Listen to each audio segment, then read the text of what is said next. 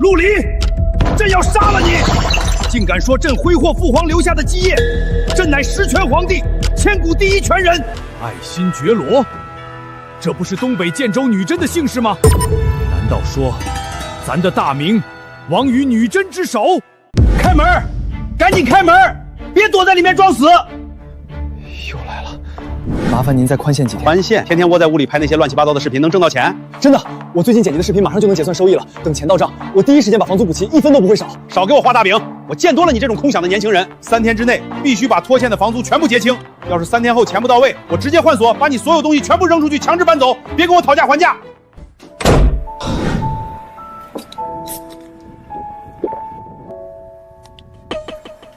唉，这次的皇帝盘点视频要是再不火，我真得去工地搬砖了。恭喜您被幸运的选中了，视频创作者陆离，恭喜您成为蓝星唯一一个平行世界视频创作者。本网站名为苍穹之上，是唯一一个贯通诸多历史平行世界的视频网站。您创作的视频可以发布于此。平行世界视频网站，视频的受众是哪些世界？苍穹之上网站面对的是各个历史平行世界。如果您创作的视频受欢迎，将会得到数之不尽的打赏。这些打赏都可以在现实中变现。可以变现？我接受你的邀请。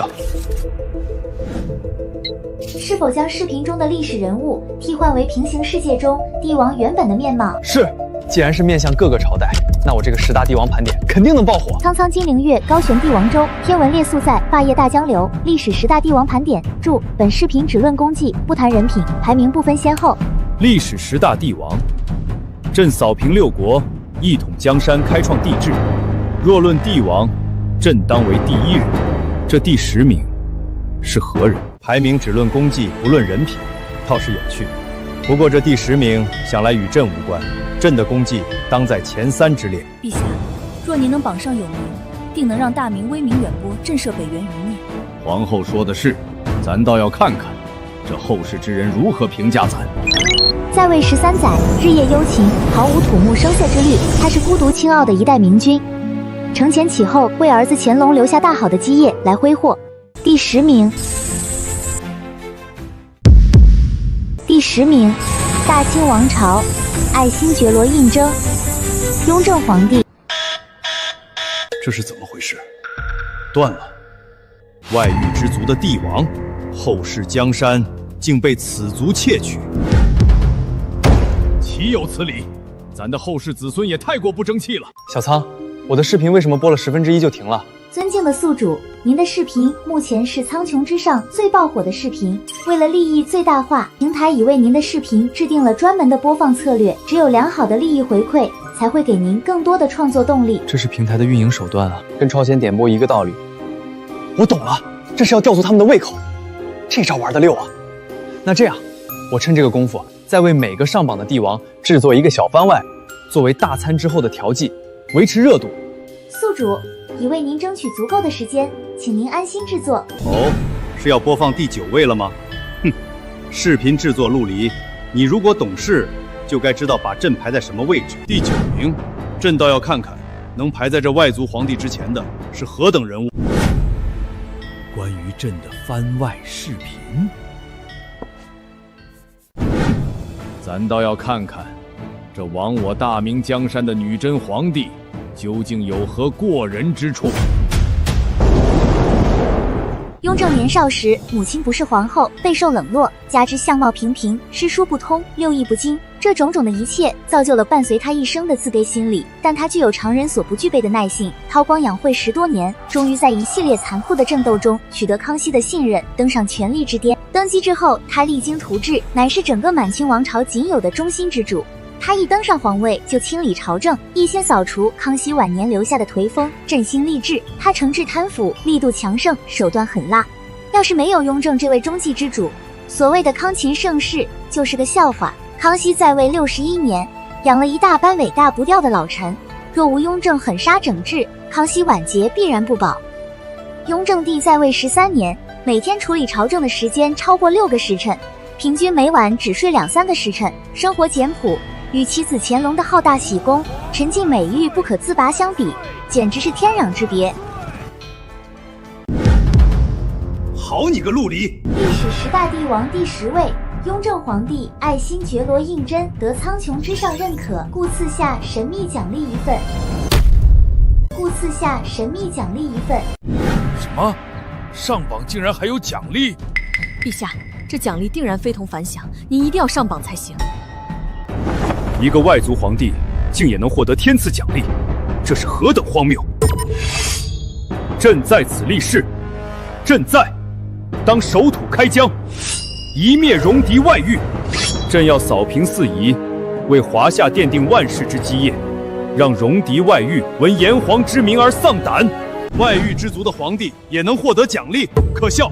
传朕命令，有汉一朝，当倾尽国力，驱逐外族，屠灭匈奴。犯我强悍天威者，虽远必诛。待朕的骠骑将军休整完毕，必将横扫外域，让我大汉天威震慑寰宇。到底是哪个朝代如此软弱，让中原蒙羞？既然朕鞭长莫及，改变不了后事，那朕便将这股怒火尽数发泄到高句丽身上。与其在此无能狂怒，不如打下高句丽，一展我大隋雄风。彪儿，你看到了吗？咱朱家的江山很可能就亡在这女真手上。咱能做的就是尽可能让大明变得更强。父皇说的对，我大明的旗帜不仅要插遍中原，更要插遍世界各地。女真，哼，一群跳梁小丑，朕必灭之。女真、后金，他们竟能占据中原。朕如今内有流寇，外有强敌，天灾人祸齐至，连军费都凑不齐，心有余而力不足啊！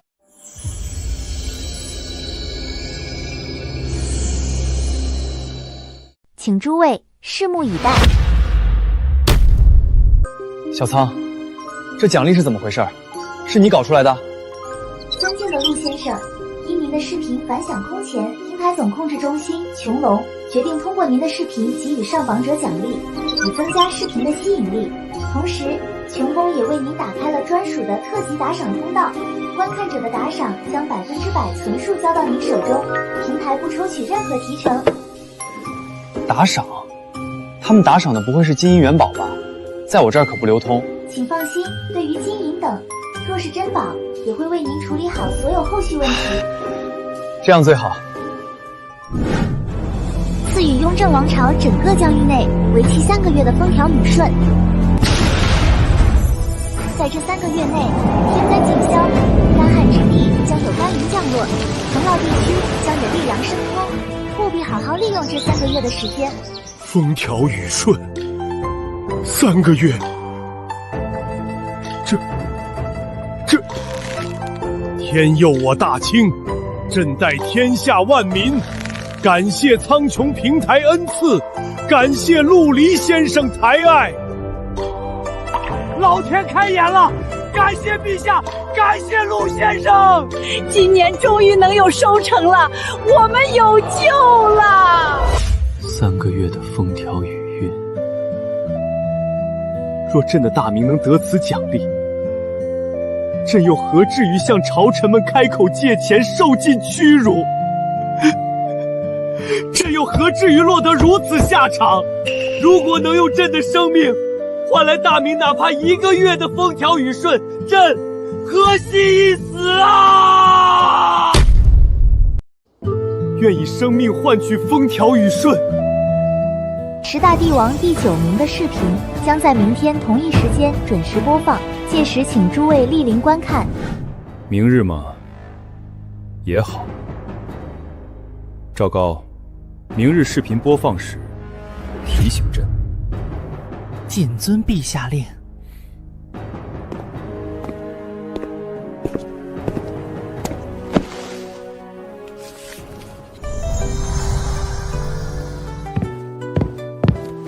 恭喜陛下，贺喜陛下！陛下荣焉历史10大帝王，获此神迹，实乃我大清万民之福。朕有自知之明，比不得秦皇汉武。你能看到视频，便该知道，恃宠而骄没有好下场。回去吧，朕要静一静。遵旨。陆先生于朕，与我大庆万民，有再造之恩。无论如何，朕都要聊表谢意。寻常金银太过俗气，配不上陆先生的功绩。用这个紫金琉璃瓶，不行，还是太俗。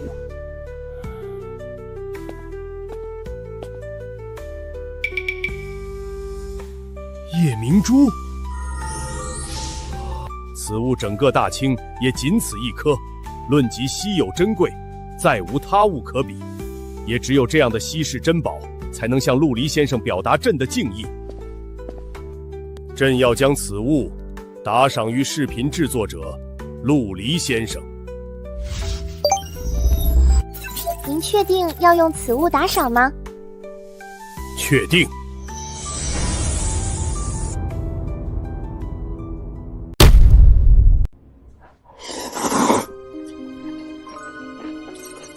尊敬的陆先生，打赏的宝物您已经可以提取。哦，打赏到账了，这么快，提取。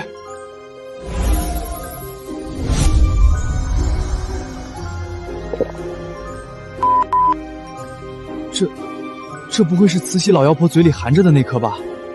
据说这玩意儿，在1908年估价就高达1080万两白银，换算到现在，差不多是8.1亿。发了，这下真的发了。小仓，这东西你们那边能负责处理吗？我的意思是，让它以正常途径回归国家博物馆，但我能拿到等值的金钱。正常是不可以的，但陆先生身份尊贵，穹隆可以为您安排妥当，为您处理好所有的细枝末节。那就好，赶紧处理。我可不想晚上睡觉屋里白晃晃的，瘆得慌。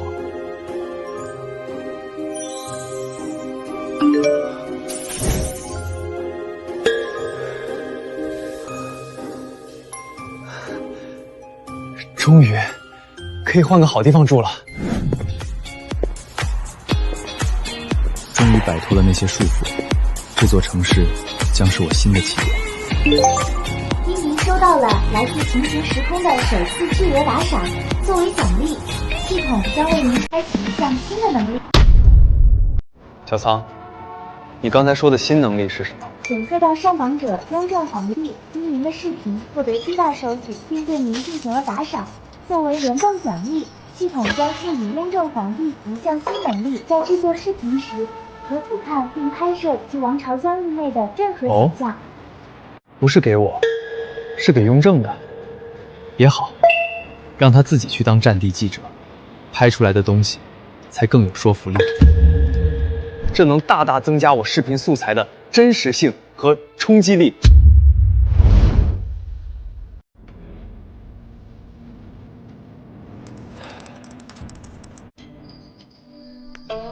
鉴于你对视频制作者的感谢，特赐予你在拍摄分享视频时可俯瞰整个大清疆域的能力。此能力仅限于制作视频，一旦发现另作他用，将罚没所有奖励，并撤出你所在的世界。朕可以在制作视频的时候看到整个大清的全貌，这简直匪夷所思。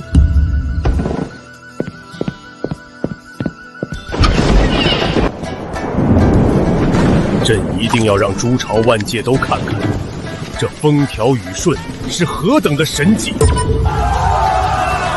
这不仅是为了彰显天恩，更是为了让后世的帝王们知道，民生才是国之根本。哦，奖励分享视频，哼，有意思，让朕瞧瞧这风调雨顺究竟是何等效果。他竟能制作视频，看来这苍穹之上的玄妙远超朕之想象。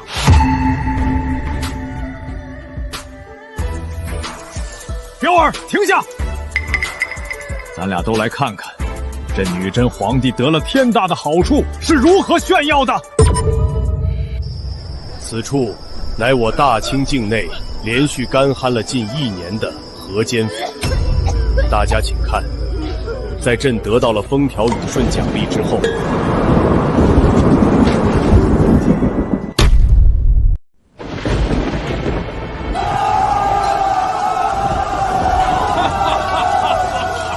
再也没有比久旱逢甘霖更值得庆贺的事情了。而此处是连续下了数月暴雨的湖广地区，庄稼尽毁，百姓流离失所。但是前面的尚在情理之中，下面请诸位看看京城的变化。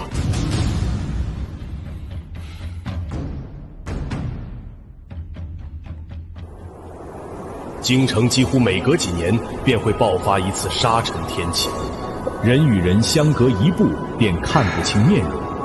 但在风调雨顺降临之后，朕能明显感觉到，京城的天空变得如草原般澄澈如洗。不止如此，各位请看大清北方边境。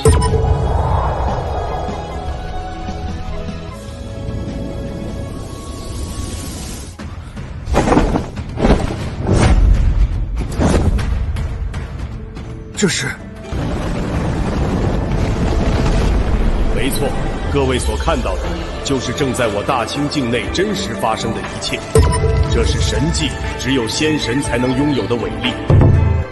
朕在此再次拜谢苍穹之上平台，拜谢陆离先生恩赐。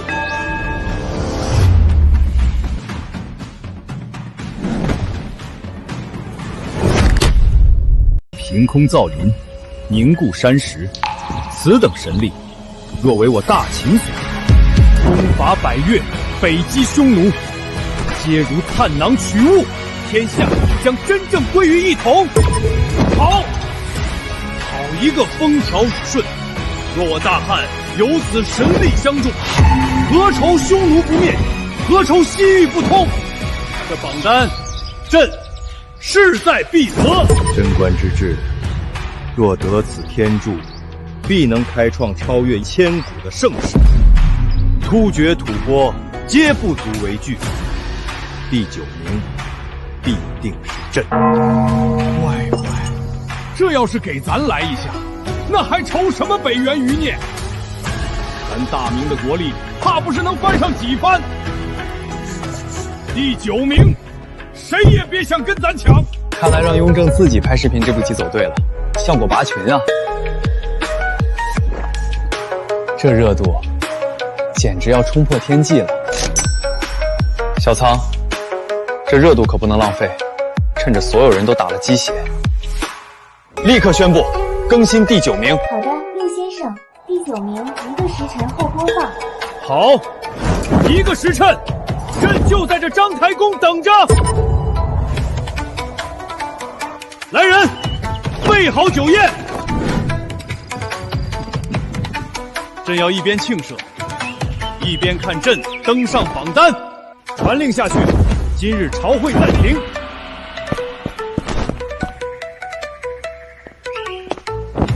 所有大臣随朕一同观看。1个时辰，好，咱等着。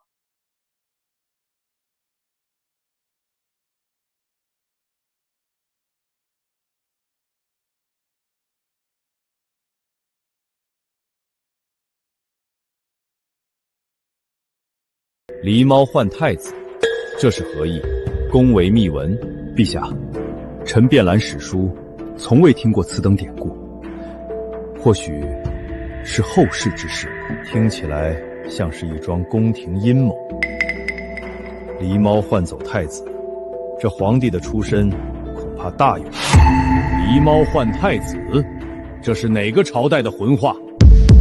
咱怎么没听说过？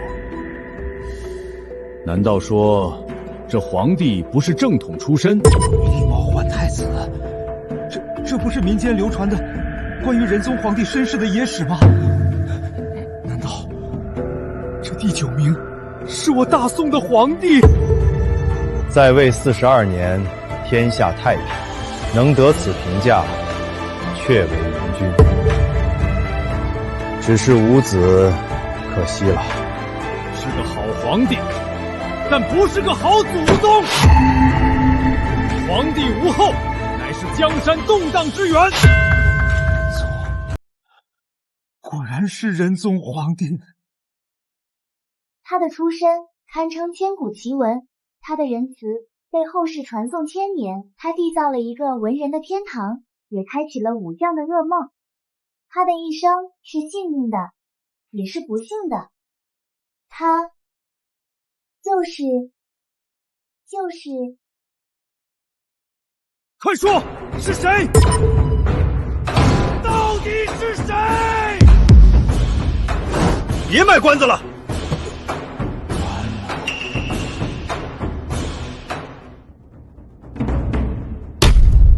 腰间宝剑七星纹，臂上雕弓百战勋。见说云中秦朝虏，使之九州将军颓。历史10大帝王第9名，是一位以仁著称的君主。他的时代是文人的天堂，也是武将的悲哀。历史10大帝王盘点第9名，北宋王朝，赵祯，宋仁宗皇帝。上榜理由：一代明君，首位庙号为仁宗的皇帝，任期内经济文化与科技高度繁荣，百姓安居乐业。北宋仁宗赵祯，朕从未听过。不过，能以仁为庙号，想必有过人之处。宋朝，观音壁，看来这是在我大唐之后的朝代了。只是仁宗为君者，光有仁恐怕不够啊。咱听说过宋朝，富的流油，就是骨头有点软。这仁宗皇帝，不知道是哪路神仙。仁宗皇帝当得起千古仁君之称，但在他光辉的人治之下，却隐藏着一段无比凄惨的历史。这便是流传后世的狸猫换太子。仁宗赵祯13岁登基，但直至23岁才真正掌权。这10年间，代理朝政的是抚养他长大的刘娥刘太后。然而，这位他孝顺了20年的母后，实际上是他的杀母仇人。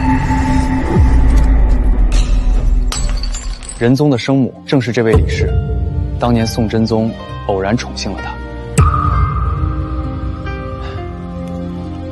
身无所出的刘娥便心生歹念，将李氏所生的儿子夺为己有，对外谎称是自己的亲生骨肉。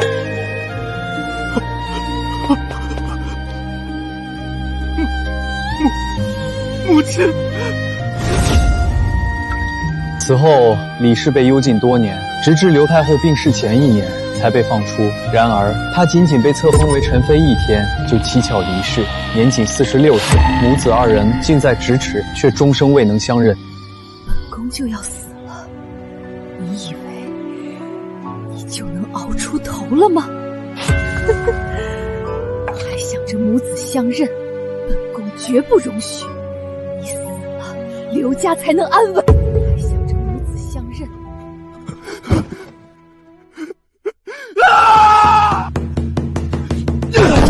20年的孝顺，换来的竟是杀母之仇；20年的母子，竟是仇人与傀儡。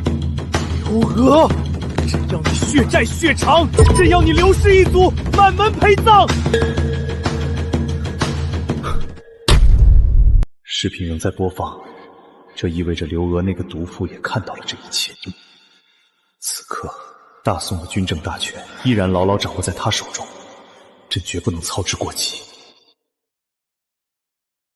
立刻传朕的亲卫都指挥使范仲，让他秘密前来见朕，快！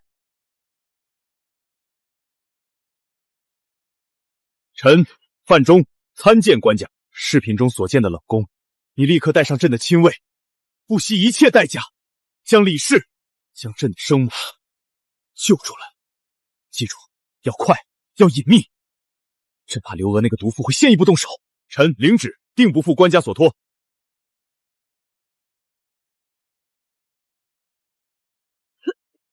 该死的陆离，该死的苍穹之上，竟敢坏本宫的大事！快派人去，在本宫咽气之前，在赵祯的人找到那个女人之前，给本宫结果了她。诺，绝不能让她活着与赵祯相认。诺，太后放心，老奴这就去办。妇人干政，秽乱宫闱，自古便是取乱之道。这刘娥比朕的母亲更为恶毒。赵祯此刻的心情朕能体会。朕倒要看看，这位仁宗皇帝要如何为母报仇，夺回军权。若他连这点血性都无，那便不配上这帝王榜。皇家之内，亲情淡薄。赵祯虽名为天子，却活得如此憋屈，这刘太后当真是该杀。陛下，赵祯以仁孝闻名，如今得知真相，想必内心正在天人交战。希望他能挺过去，做一个真正的帝王。咱最恨这种不忠不孝、残害亲族之辈。这刘娥，比那蒙元的鞑子还要狠毒。赵祯这玩意儿也是可怜，咱要是他，现在就带兵冲进去，把那老妖婆千刀万剐，老子要杀了他！重八，你莫要动气，且看着吧。这孩子既然能上榜，定有他的过人之处。在谈论赵祯的复仇之前，我们先来看看为何这位身世悲惨的皇帝能被誉为千古人君，他的治下究竟是何等的盛世？诸位或许会好奇，一个被太后压制10余年、身世如此悲惨的皇帝，如何能位列第9？答案很简单，因为他的仁开创了华夏历史上一个经济与文化空前繁荣的时代——仁宗盛治。在仁宗时期，由于商业极度发达，金属货币已经无法满足流通需求，政府正式发行了世界上最早的纸币。这意味着宋朝的经济体量已经超越了之前所有的时代。宋仁宗在位期间，国库的年收入动辄数千万贯，巅峰时期甚至超过了1亿贯。这是什么概念？要知道，在唐太宗的贞观盛世，国库每年进账能有1000万贯，太宗皇帝做梦都要笑醒了。1亿贯，这怎么可能？朕的贞观之治，国库岁入不过1000万，他一个后世晚辈竟能做到10倍于朕。这大宋当真是富庶。1亿贯，乖乖，这得能买多少粮食，能养活多少军队？这赵祯是挖到金山了吗？咱要是这么有钱，北边那些蒙元余孽，咱早就把他们撵到天边去了。富庶至此，远超我大秦。看来这位仁宗皇帝在发展经济上确有惊天伟地之才。如此庞大的财力，若能转化为军力，横扫天下，易如反掌。朕倒要看看他的大宋军队是何等模样。经济的繁荣带来了文化的空前昌盛，仁宗一朝群星璀璨，名人辈出，堪称华夏知识分子的黄金时代。我们常说的唐宋8大家，唐朝占2位，而剩下的6位欧阳修、苏洵、苏轼、苏辙、王安石、曾巩，全部出自仁宗一朝。可以说，仁宗皇帝或许什么都不会，但他最会的一件事就是做皇帝。他为这个时代提供了最宽容的土壤，让无数天才得以尽情绽放光芒。能让百姓如此爱戴，甚至能让敌国君主为之哀悼，遍观华夏几千年，唯此一人。单论仁与德，仁宗赵祯当为帝王之最。但是，这样一个富甲天下的王朝，为何却被后人冠以大怂之名？他最致命的弱点究竟是什么？而华夏历史上最屈辱的一页，又为何会发生在这个朝代？一个国家不能只有财富和文化，更需要挺直的脊梁。而宋朝恰恰从立国之初就亲手打断了自己的脊梁骨，这便是重文轻武。自宋太祖起，为防止武将专权，与士大夫共天下成了基本国策。武将被文官集团死死压制，终其一朝，积贫积弱的帽子再也摘不下来。于是我们便看到了龙国历史上最奇葩的一幕。这个富甲天下的王朝对外战争屡战屡败，更荒唐的是，打输了要割地赔款，打赢了竟然也要赔款求和。荒唐！坐拥亿万财富，却不知强军备战，反而对外卑躬屈膝，这是何等的愚蠢！朕若有如此财力，匈奴、百越早已尽归秦土。朕算是明白，为何赵祯空有仁德，却只能排在第9了。这等对外软弱的国策，简直是自取其辱。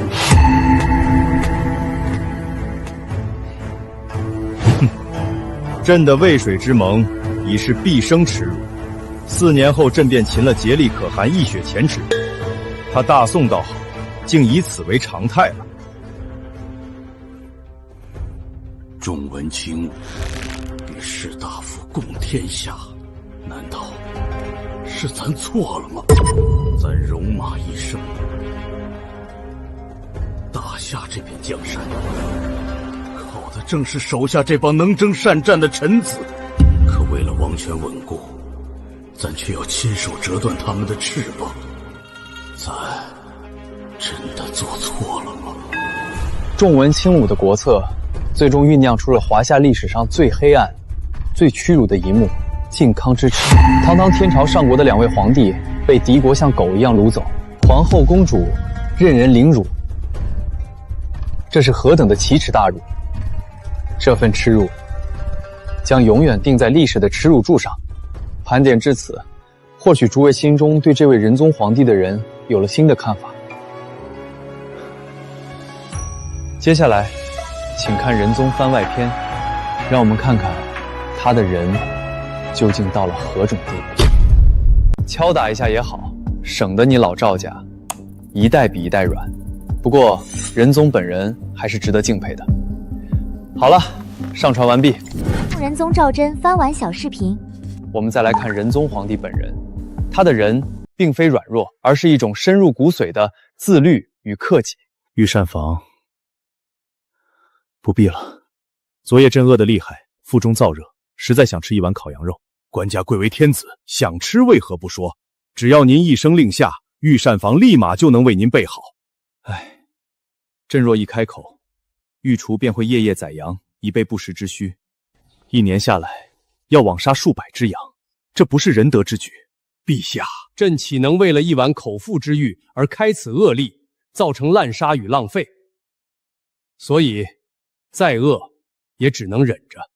陛下英明。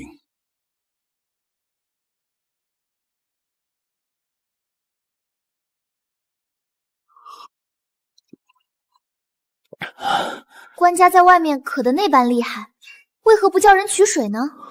朕回头张望了数次，都没看到掌管茶水的势力。若朕开口索要，他必然会因失职而受重罚。为朕一人之渴，而让一人受罚，朕于心不忍，只能忍渴而归。小厨娘，千万不要声张朕吃到沙子，此事若传出去，负责饮食的人可是死罪。深夜忍饿，人可不问，食中有沙而不言，这便是宋仁宗的仁。他将克己复礼做到了极致，他是真正的好人，也是真正的好皇帝。生活在仁宗圣治的百姓，无疑是幸福的。千古人君宋仁宗赵祯，荣膺历史10大帝王盘点第9位，其仁德感天动地，然其朝多积弊，国风偏软，特此赐下奖励，此物名为大宋国魂，旨在唤醒宋人风骨，重塑民族脊梁。此物乃穹隆采天地之正气，聚华夏之战魂，专为大宋所制。陛下，此乃大宋之魂，此魂入体，可令大宋上下重拾骨气，再无软骨之辈。大宋有救了，朕的大宋有救了！朕拜谢苍穹之上，拜谢陆离先生。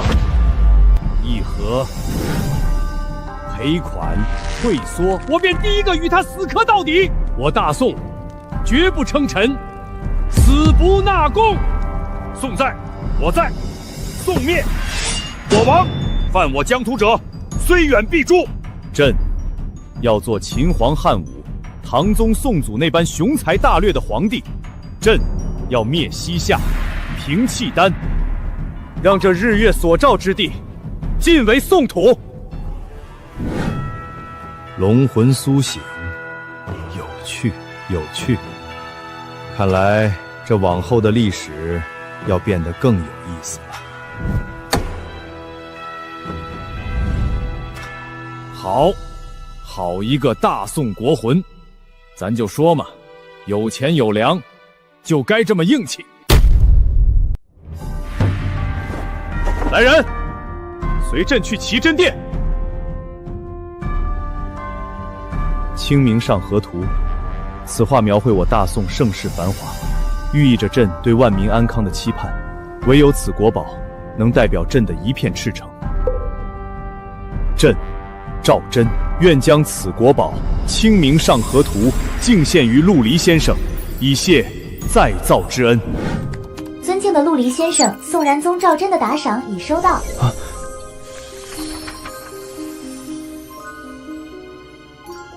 好家伙，张择道的真迹，这可是无价之宝啊！这画留在我手里也是浪费。琼龙，还是老规矩，帮我处理一下。这幅画的价值，给我变现50亿现金，就够花了。多出来的价值，我希望你能用来帮助龙国推动科技发展，用来研发3纳米的光刻机吧。已收到您的指令，琼伦将启发龙国顶尖科学家，确保在1年内完成此项技术突破。50亿资金即将到账。第9名都这么给力，该轮到第8位了。历史10大帝王盘点，第8名。智儿，看看你以后会排在第几？老四，不知道你爹，咱能排第几？父皇雄才大略，定然位列前3。历史10大帝王盘点，8名，大唐帝国第3位皇帝唐高宗李治。说起太宗皇帝，就不得不提他生命中最重要的女人，一位将皇帝这个词的定义彻底颠覆的女人，她便是华夏历史上唯一一位正统女皇帝武则天。是的，你们没有听错，一位女子登上了只属于男人的至尊之位，建立了属于自己的王朝，君临天下。她的名字武则天。女皇帝，这怎么可能？自3皇5帝以来，何曾有过女子称帝之事？一介女流，竟能篡夺李唐江山！李斯，你告诉朕，这视频所言是真是假？陛下，苍穹之上从未出过错，恐怕是真的。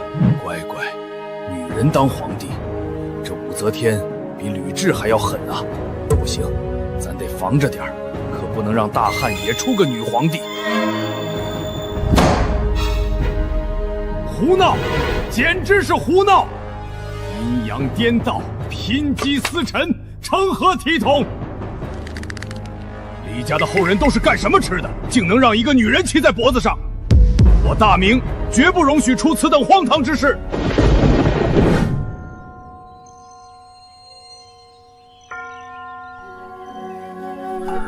武后圣神皇帝武则天，原来这才是我的命运。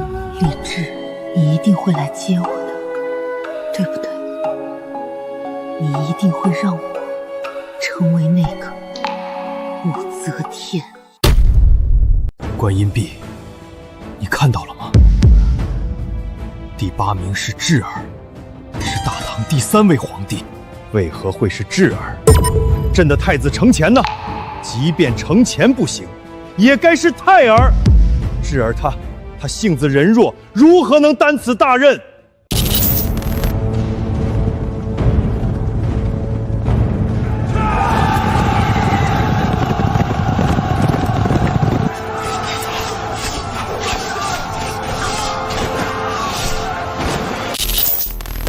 玄武门之变的阴影又来了。我最怕的就是儿子们为了皇位宠倒我的覆辙。现在视频直接宣判了太子承乾的出局，难道是智儿她效仿了朕？陛下，心乱了。智儿尚小，未来之事变数良多，切莫因此影响了判断。或许是承乾他犯了不可饶恕的大错。媚娘，朕知道了。武周圣神皇帝武则天，这便是你的天命，也是朕的天命。看朱成碧思纷纷，憔悴之礼为义君。不信比来长下泪，开箱验取16群。媚娘，等着朕，无论舅父他们如何反对，无论前路有多么艰难，朕都一定要将你接回宫中。朕要让你成为朕的皇后，让你成为那光耀千古的武则天。夫人啊，你看这武则天当了皇帝，国号都改成周了，这李家的江山可就算是断送了啊。那又如何？他凭自己的本事登上帝位，便是他的能耐。倒是陛下你，可要看好自己的江山，莫要让那些异姓王给夺了去。或许在很多人眼中，高宗李治只是一个懦弱无能、活在父亲和妻子光环下的皇帝，但今天，我便要为他平反，让尔等看看，这位被历史尘封究竟有着何等彪炳的功绩。唐高宗李治，一位最被后世忽视，也最被后世抹黑的圣明之君。他所开创的永徽之治，其强盛程度丝毫不弱于其父的贞观之治，甚至犹有过之。高宗在位期间，向北擒杀车鼻可汗，彻底平定漠北；向东联合新罗，灭亡百济与高句丽；向西击破赫鲁，灭亡西突厥。大唐的国境线在他的手中扩张到了前无古人后无来者的顶峰。好小子，打得好，居然比朕打下的疆域还大，不愧是朕的儿子。对外开疆拓土，对内高宗李治更是完成了一件连他父亲李世民都想做而没能做成的伟业，这便是关陇贵族集团，一个从西魏时便已形成，盘踞华夏朝堂数百年，权势滔天，甚至能左右皇位更迭的庞然大物。面对这样一个连太宗皇帝都感到棘手的利益集团，年轻的唐高宗李治却展现出了惊人的政治手段。他以立武则天为后为契机，联合以长孙无忌为首的元老派，与关陇集团展开了长达数年的政治博弈。最终，他成功地将这个庞大的利益集团彻底瓦解，将权力牢牢地收归皇权，将盘踞华夏数百年的门阀士族彻底扫进历史的垃圾堆，让科举上来的寒门士子真正有了出头之日。单此一项功绩，唐高宗李治便足以名垂青史。不错，为君者当集权于一身。这李治有霸气，有谋略，能位列第8，实至名归，能把那些盘根错节的世家大族连根拔起。呵呵，这玩意儿是个狠角色，比他爹强。上榜理由：一位被父亲和妻子光环掩盖下的伟大皇帝。永徽之治，国力鼎盛，开疆拓土，版图第一，瓦解门阀，集权中央。若非身有顽疾，其功绩绝不亚于太宗。如此雄才大略之君，却常年为病痛所扰，苍穹之上又将赐予他何等奖励？李治的功绩是没得说，但要论话题度嘛，还是得来点猛料才行。奖励先不急，让他们再多等等。唐高宗李治番外小视频。从贞观19年东征高丽归来后，太宗皇帝李世民就病患不断，在此期间，太子李治对他的照料可谓无微不至。这小子还真是孝顺。陛下，智而仁孝，臣妾心甚慰。有子如此，夫复何求？久病床前无孝子，但这句话在李治身上并不适用。然而，再孝顺的儿子，内心也有压抑和烦闷。这股压抑就像越积越高的干柴，只需要一丝火星，便会燃起冲天大火。一个是被皇权压抑多年的太子，一个是久处深宫，胸有沟壑的才人。他渴望挣脱束缚，践行心中抱负。他不甘埋没，期盼以才智立身。深宫寂寂，命运相逢，一段影响大唐走向的相遇就此展开。媚娘，他的见识与气度远胜深宫众人，与他相对，朕心中安定，亦有勇气。殿下仁厚而有大志，是这深宫之中唯一值得我托付一生的人。这场在太宗病榻之侧萌发的相知，是困境中的彼此慰藉，是乱世里的相互支撑。太子从他身上所得的是知己相惜的力量，更是共担天下的决心。能让太子甘愿倾心相待，武媚娘的胆识与智慧早已超越深宫中的所有女子。太宗病重，朝堂暗流涌动，两人的命运早已紧紧绑在一起。他们在风雨飘摇中彼此信任，在无人理解的孤独里相互扶持。这不是私情，而是储君与知己的命运与共。也正是这份始于危难的相知，让他们日后携手稳住大唐江山，开启一段前所未有的盛世序幕。而这一切的起点，都源于那场惊心动魄的感业寺出家。正是在感业寺，武则天与唐高宗李治重逢。陛下，臣妾不解的是，为何视频中没有臣妾的身影？难道是臣妾先陛下而去了吗？观音壁。番外视频播放完毕，十大帝王盘点第8位。唐高宗李治功绩彪炳，得苍穹之上认可，特此赐下神秘奖励一份。十大帝王盘点第8名，唐高宗李治得穹隆认可，降下奖励。其一，大唐全境风调雨顺1年；其二，可治愈其身顽疾，保一生无病无灾的乾元丹1枚。乾元丹，能让人一生无病无灾的灵丹。若朕能得此丹，何愁大秦不兴？1年的风调雨顺，这李治的运气也太好了。有了这个，朕的大汉何愁不能支撑灭凶之战？风调雨顺1年，还有能治好朕顽疾的乾元丹。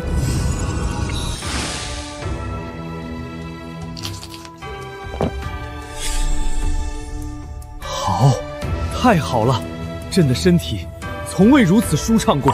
父皇，儿臣一直以你为目标，如今苍穹之上治好了儿臣的顽疾，又赐下1年风调雨顺，儿臣定要励精图治，开疆扩土，创造一个超越贞观之治的盛世。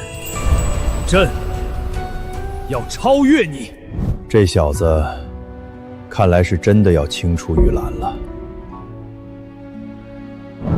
观音壁，你放心，等到朕上榜之时，朕定要求得神药，治好你的气疾。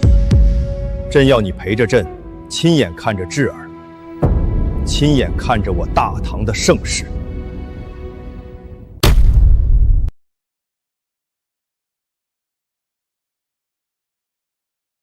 兰亭集序真迹，这可是父皇最爱的书圣至宝，当年还是朕偷偷从父皇那里换来的，也只有这天下第一行书，才配得上陆先生的恩情。朕李治愿将兰亭集序真迹敬献于陆离先生，以谢再造之恩。尊敬的陆离先生，唐高宗李治的打赏已收到。兰亭集序真迹，李二凤找了一辈子，最后被儿子陪葬的宝贝，居然到我手里了。穹隆，这玩意儿的价值太大了，老规矩，帮我处理了。钱嘛，随便给几十个亿就行，剩下的价值你看着办，继续投到国家科技里去，给我把核聚变技术往前推一大步。指令收到。剩余价值将用于启发龙国顶尖科学家，确保在5年内完成可控核聚变技术的重大突破，资金即将到账。第8名都这么劲爆，该轮到第7位了。历史10大帝王盘点第7名。彪儿，你给咱记住了，这天下是咱提着脑袋一刀一伤打下来的。历史10大帝王盘点第7名，大明王朝第3位皇帝永乐大帝明成祖朱棣。老四，他怎么当上皇帝的？彪儿呢？咱的彪儿呢？传，立刻给咱把太子朱标还有燕王朱棣都给咱叫过来，快！奴才领旨。彪儿的身体一向不好，难道真的出事了？可就算是彪儿不在了，也该是允文继位，怎么会轮到老四？造反！他敢造反！说起永乐大帝朱棣，就不得不提他那堪比小说主角的位面之子光。他是龙国大一统王朝中第一个，也是唯一一个藩王造反成功的皇帝。成功的皇帝。然而，朱棣能成功，除了他自身卓越的军事才能外，更离不开天命的眷顾。而这所谓的天命，对他的父亲洪武大帝朱元璋而言，却是生命中最沉痛的打击。朱棣能继位，首先是因为那位他于宅心仁厚、众望所归的大哥皇太子朱标，将不幸英年早逝。彪儿，咱的彪儿，你不能死啊！不仅如此，朱棣能登顶权力之巅，还因为他另外2位能征善战的兄长秦王与晋王，也将在朱标之后相继去世。这使得北方的藩王势力中，燕王朱棣一家独大。父皇，儿臣。彪儿，咱的儿，你不会有事的，对不对？爹一定能救你。苍穹之上，陆离先生，只要能救咱的儿子，咱朱元璋这条命，这大明江山，都可以给你们。然而，抛开得位的争议不谈，永乐大帝朱棣究竟为大明、为华夏立下了何等不朽的功业？评价一位帝王，最终要看的还是文治武功。永乐大帝朱棣虽得位不正，但他所缔造的永乐盛世，其功绩足以彪炳史册，远迈汉唐。文治上，他下令编纂《永乐大典》，汇集古今7、8千种图书，是世界公认的古代最大百科全书，为华夏文明的传承立下不朽之功。他力排众议，迁都北京，自此天子守国门，将帝国的统治核心直接置于对抗北方游牧民族的最前线，这是何等的雄心与气魄！好一个天子守国门，这朱棣有胆魄，比那宋朝只知南迁的皇帝强了何止100倍。天子守国门，朕也要如此。朕要亲率大军收复燕云，将国门重新立于长城之上。武功上，他5次御驾亲征漠北，将曾经横扫欧亚的蒙元帝国打得分崩离析，彻底解除了北方的威胁。他派遣郑和七下西洋，宣扬大明国威，将华夏的文化与影响力远播海外。明确向大明朝贡的国家多达30余个，真正做到了微服四夷，万国来朝。我朝国士之尊，超迈前古，岂欲北辱西藩，南倒西洋诸夷？无汉之和亲，无唐之结盟，无宋之纳税国币，亦无兄弟敌国之礼。这小子又提和亲的事儿。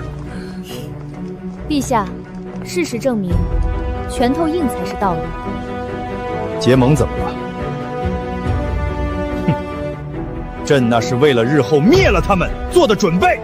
永乐大帝的功绩毋庸置疑，但他那名垂千古的七下西洋，真的是一笔稳赚不赔的买卖吗？其背后又隐藏着何等致命的战略疏忽？敲打一下是必须的，让你们知道什么叫大明风骨。不过，朱老四这七下西洋，确实是赔本赚吆喝，必须得给他指条明路。永乐大帝朱棣犯外。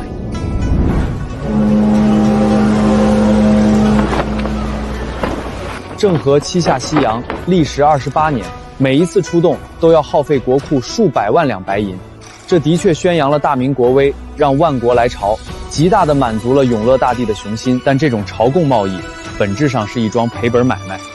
我们遵循厚往薄来的原则，人家进贡一头长颈鹿，我们回赠的丝绸、瓷器、金银价值100倍于此，这换来的不过是虚无缥缈的天朝上国之名。赔本买卖，朕是为了宣扬国威，岂能用金钱衡量？宣扬国威没有错，但方向错。朱棣，你的眼光应该往东边看一看。在你的眼皮子底下，这些身高5尺、状如侏儒的东洋倭寇，正在悄然做大。他们不断骚扰我大明沿海，劫掠百姓，烧杀抢掠，无恶不作。你派郑和远赴西洋，向诸多国力微弱的海外邦国彰显大明威仪，却忽略了近在咫尺，日后将持续侵扰大明海洋的海外隐患。这是何等巨大的战略失误！倭寇，这些东洋蛮夷，竟敢在朕的眼皮底下放！朱棣，改变你的航向吧，将你那天下无敌的宝船舰队开向东洋，不要再去西洋搞那些华而不实的朝贡了，用你的铁与血将那些倭寇的脊梁彻底打断，让他们世世代代都活在对大明的恐惧之中。这，才是真正为华夏立下的不世之功。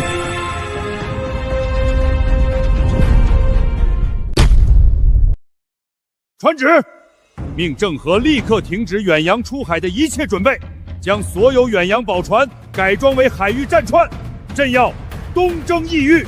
陆离先生说的对，宣扬国威当用敌人的鲜血来铸就。哼，区区倭寇也敢犯我大明天威，朕要让他们知道什么叫帝王一怒，血流飘橹。历史10大帝王第7位，永乐大帝朱棣。纳忠言，改航相，为华夏除百年之患，得苍穹之上认可。永乐大帝朱棣特赐下奖励3种：其一，大明全境风调雨顺2年；其二，建文帝朱允文的具体踪迹；其三，高产神物玉米。亩产1000斤，这怎么可能？是蛋，不是金吧？神物，这才是真正的神物。若朕有此物，大汉何愁民力不济？蒙产1000斤，若是有此物，朕的甄嬛之治，怕是能让天下百姓家家有余粮。好，太好了！风调雨顺2年，还有允文的踪迹，还有这亩产1000斤的玉米。苍穹之上，陆离先生，朕朱棣拜谢大恩。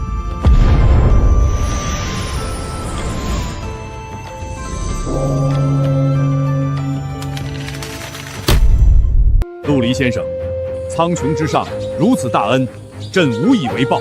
金银俗物，想必先生也看不上眼。朕愿将未来修成的全套永乐大典作为谢礼，敬献于先生。此书集我华夏万古之智慧，虽此刻尚未成书，但有苍穹神力，想必可为先生取得。尊敬的陆离先生，永乐大帝朱棣的打赏已收到，全套永乐大典副本。永乐大典，这玩意儿不是大多都毁于战火了吗？是的，主人。居然能弄到全套的，小仓，这可是国之重器，真正的无价珍宝。老规矩，送给国家博物馆，多余的价值你看着办。哦，对了，多余的价值给我把航天技术点满，5年内我要看到载人登月。将在5年内启发龙国科学家完成载人登月及建立月面基地的技术突破。前7波都盘点完了，该轮到第6位了。这位皇帝嘛，功绩没得说，但他的八卦可比功绩有意思多了。在盘点这位帝王之前，我们得先聊聊他生命中最重要的女人，一位让一夫一妻这4个字破天荒的与皇帝这个职业联系在一起的奇女子。又是一位权势滔天的皇后，这第6位皇帝，难道也是个妻管严？这位皇后看起来可不像观音碧那般温婉，能让开国之君都为之一夫一妻，手段必然不凡。乖乖，这年头厉害的女人怎么这么多？先有武则天，现在又来一个。她是终结了华夏近400年分裂乱世的伟大君主，她是建立了被誉为华夏第2帝国的煌煌大学的开国之君，她就是隋文帝杨坚。隋文帝杨坚，一位功绩被严重低估的伟大帝王，他结束了自西晋末年以来长达近400年的大分裂，使华夏重归一统。此等再造山河之功，彪炳千古。他恢复汉家衣冠，拨乱反正，重新奠定了华夏正统。可以说，他是华夏第2帝国的真正奠基者。终结400年乱世，恢复华夏正统，单此2项功绩位列第6，实至名归。哼，欺负孤儿寡母得来的天下。不过能结束那段黑暗岁月，也算他有本事。只是离家出走实在是太丢人了。然而，就是这样一位雄主，在后宫里却是个不折不扣的妻管严。他的皇后独孤伽罗不仅与他并称2圣，共同临朝，更是在私生活上将他管得死死。陛下，你我约定，此生你我之间不能有其他女人，更不能与其他女人生下子女。伽罗放心，朕发誓，此生唯你一人。然而誓言是美好的，现实是骨感的。一日，隋文帝偶遇前朝重臣尉迟迥的孙女，一时心花怒放，便将其宠幸。独孤皇后得知此事，勃然大怒。她趁着文帝上朝，直接派人将那位小美人活埋了。文帝得知后十分生气，但还是舍不得怪罪皇后，竟独自策马离宫出走。这皇帝不当也罢。幸亏高景、杨素等大臣策马狂追20多里，连哄带劝，才把这位闹别扭的皇帝给劝了回来。或许很多人觉得一位惧内的皇帝难称英雄，但你们可知，在他登基之前，中华经历了怎样一段堪称神州陆沉的黑暗岁月？自西晋末年八王之乱，国力内耗，因五胡乱华，我华夏百姓沦为胡人奴隶，被肆意屠戮，甚至被当作两脚羊充当军粮，无数典籍被焚毁，文明几乎断绝。这是华夏历史上最大的一次劫难。两脚羊，岂有此理！这些蛮夷竟敢如此辱我华夏子民！朕只在史书中见过记载，未曾想竟是这般惨烈。咱就知道这些胡虏没一个好东西。咱当年驱逐蒙元，恢复华夏，就是不想再看到这等惨状。他下令恢复汉家衣冠，拨乱反正，重新奠定了华夏正统。他对外击破突厥，被北方各族尊为圣人可汗，结束400年乱世，恢复华夏正统，仅此2项功绩，位列第6，实至名归。之前倒是朕小看他了，圣人可汗，不错，有几分朕当年的风采，能从那样的黑暗时代中将华夏拉回来，此人的功绩不容小觑。这杨坚确实有几分本事，再造华夏之功，足以让他名垂千古。然而杨坚对华夏的贡献远不止于此，他还开创了一项影响了后世上千年的制度。但是就是这样一位伟大的帝王，他所建立的煌煌大隋，却和另一个伟大的帝国一样，仅仅只存在了2代便轰然崩塌。在隋文帝之前，朝廷选官用人采用的是9品中正制，这导致上层官职全被世家大族把持，寒门子弟永无出头之日，形成了上品无寒门，下品无士族的固化局面。隋文帝力排众议，开创科举取士制度，从此天下英雄尽入无故中矣。这一制度为后世所有大一统王朝沿用上千年，直到封建时代终结。好一个科举取士！这杨坚虽然在许多事上糊涂，但仅凭开创科举这一项，便足以让后世所有帝王都承他的情。若我大宋早有科举，何愁不能人才辈出？范青、包青这等贤才，也能源源不断地为国效力。开皇之治，文治武功，彪炳千古。然而，就是这样一个强大的帝国，却和历史上另一个伟大的帝国大秦一样，都逃不过2世而亡的魔咒。2世而亡，朕的大秦亡了？怎么会？为何会如此？陛下息怒。陛下，此必有内情。陛下，陆先生的视频定有深意，或许只是一个警示。隋朝亡于其子杨广之手，那朕的大秦呢？亡于谁手？是扶苏吗？他有那么无能吗？还是朝中有奸佞作祟？朕的大秦，朕的万世基业，绝不能2世而亡，绝不！朕一定要得到那长生不老药，只要朕在，谁也休想毁了朕的大秦！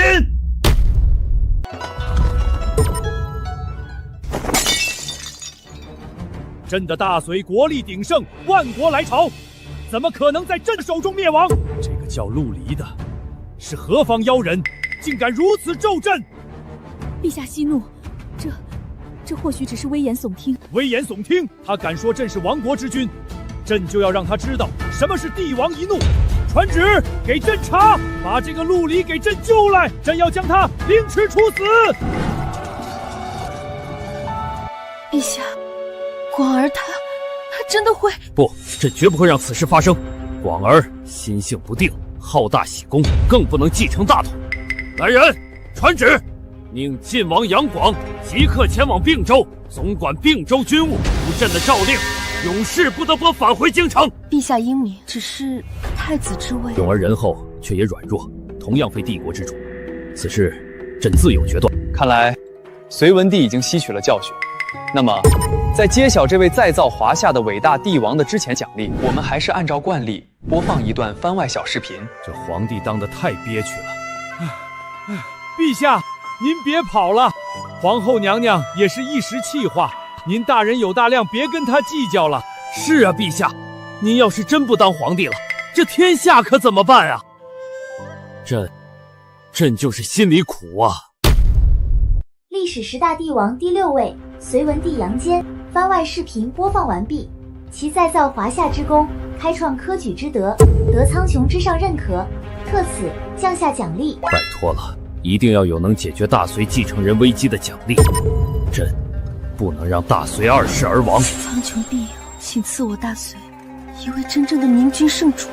隋文帝杨坚特赐下奖励3种：其一，大隋全境风调雨润4年；其二，可保夫妻2人一生无病无灾的乾元丹2颗；其三，能让皇后诞下一位天雄众星之子的送子观音柳枝1根。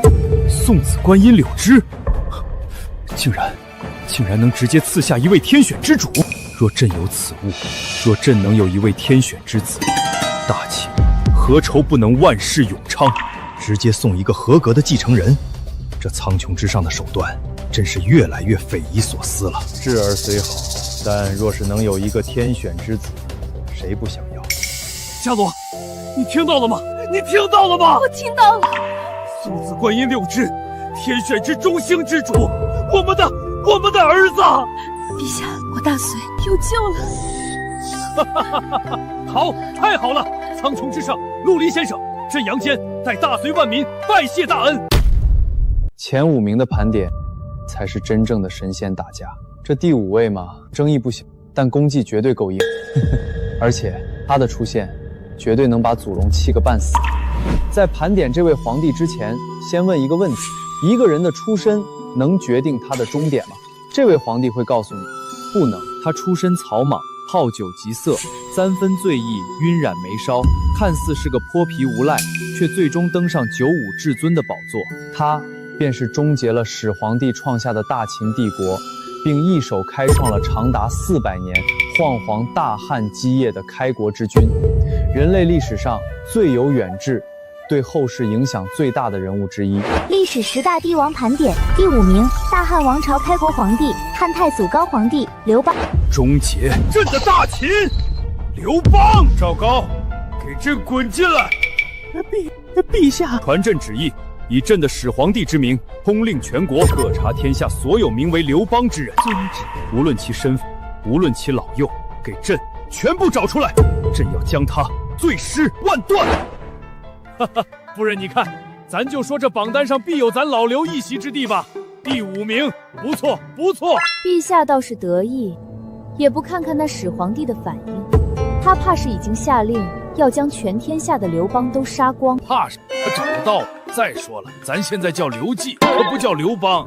刘邦之所以能战胜项羽，得益于汉初3杰，其中功劳最大的莫过于兵仙韩信。然而，这位为大汉立下不世之功的绝代名将，最终的结局却令人唏嘘。据史书记载，汉高后吕雉将在未来设计将韩信骗入长乐宫中，用竹竿将其活活捅死。什么？芝儿，你要杀韩信？你疯了不成？完了，这下全完了。韩信那小子本就不是个安分的主，现在知道了自己会被咱老婆弄死，他要是不反，咱把名字倒过来写，这可如何是好？陛下何必如此惊慌？视频说的是未来的事，未必会发生。再者说，韩信功高震主，实有不臣之心。陛下难道就没想过要除掉他吗？朕是想过，但不是现在，更不是用这种方式。长乐宫、中室、竹竿，原来我韩信为陛下立下赫赫战功，最终换来的竟是如此下场。陛下、皇后，你们就是这么对我的？将军，陛下与皇后如此不仁，我们何必再为他卖命？如今天下未定，将军手握重兵，何不自立为王，与那刘邦、项羽三分天下？自立为王，兔死狗烹，鸟尽弓藏，自古帝王皆如此。只是这刘邦的皇后手段未免太狠了些。咱早就说过，这些手握重兵的武将就没一个让人省心的。这刘邦还是不够狠，咱就不一样了。要咱说，在他风无可封的时候，就该直接找个由头给杀了，哪还有后面的事儿？汉高祖刘邦，番外王道与霸道，得民心者如何得天下？给刘邦一点压力是必须的。不过，在看他怎么处理家务事之前，还是先讲讲他为什么能赢吧。毕竟跟项羽比起来，他赢的确实有水平。刘邦为何能战胜神勇千古无二的西楚霸王项羽，绝非偶然，而是必然。因为从一开始，他们选择的道路就截然不同，一个走的是得民心的王道，另一个走的却是失民心的霸道。刘邦率先攻破秦都咸阳，面对秦宫里堆积如山的金银财宝和无数美貌的宫女，他下令封存府库，无耗财，不贪色，更是对关中父老约法3章。父老们苦于秦朝苛法久矣，今日我刘邦与父老约法3章：杀人者死，伤人及到抵罪，其余秦朝苛法一概废除。妇人之仁，区区贱民，何须如此笼络？待我攻入咸阳，定要将那阿房宫付之一炬。我们再来看看，比刘邦晚一步抵达咸阳的项羽又是如何做的。烧杀抢掠，残暴不仁。项羽的所作所为，让他彻底失去了关中百姓的民心，一个得民心，一个失民心。胜负的天平在这一刻早已悄然倾斜。项羽虽有霸王之名，然仁而爱人，此妇人之仁也。于人有功当封爵者，印弯臂，忍不能语，此所谓匹夫之勇也。项羽看似勇猛，实则优柔寡断；而刘邦看似无赖，却深谙水能载舟，亦能覆舟的千古至理。项羽必败，他用最简单的方式赢得了最重要的东西——民心。陆先生说的对，得民心者得天下。这刘邦看似无赖，却有大智慧。咱也是从百姓里出来的，最懂这个道理。谁对百姓好，百姓就跟谁走。这姓项的小子脑子里全是肌肉，活该他输。历史10大帝王第5位，汉太祖高皇帝刘邦。番外视频播放完毕。其开创大汉基业，得民心而得天下，得苍穹之上认可，特此降下奖励。来了，咱的奖励终于来了，让咱看看能给点啥好东西。其一，大汉全境风调雨顺10年。其二，赐予刘邦本人100年寿命。100年寿命，这刘邦的运气也太好了。100年，真能再活100年，真能当100年的皇帝。陛下，100年，100年寿命，刘邦就凭他一个泼皮无赖，一个窃取了朕大秦江山的贼子，凭什么他能得到100年寿命？朕不服，朕不甘心，朕才是千古一帝，朕的功绩远胜于他，朕也要上榜，朕要长生不死。陆离，苍穹之上，你们听到了吗？寇可往，朕亦可往。历史10大帝王盘点第4名。在盘点这位帝王之前，先回顾一段屈辱的历史。汉初，高祖刘邦亲率32万大军征讨匈奴，却被围困于白登山7天7夜，最终靠着向单于聂氏行贿才得以脱身。此为白登之围，乃大汉开国之初最深的耻辱。这个当年是咱大意了，没有闪。自此之后，大汉为了休养生息，不得不采取和亲纳贡的政策，以女人和财物换取边境暂时的和平。这份屈辱整整持续了70年，直到一位伟大的帝王横空出世，他用一生洗刷了这份长达70年的耻辱。他用铁与血告诉世人：犯我强汉者，虽远必诛。朕此战就是要明明白白地告诉世人和匈奴人，从此以后攻守一行了，寇可往，朕亦可往。历史10大帝王盘点第4名，大汉王朝第7位皇帝，汉世宗孝武皇帝刘彻。好，好一个寇可往，朕亦可往。这刘彻有朕当年的气魄，刘邦那厮生了个好重孙。哈哈哈哈！说得好，这才是帝王该有的样子。对外敌就该以血还血，以牙还牙。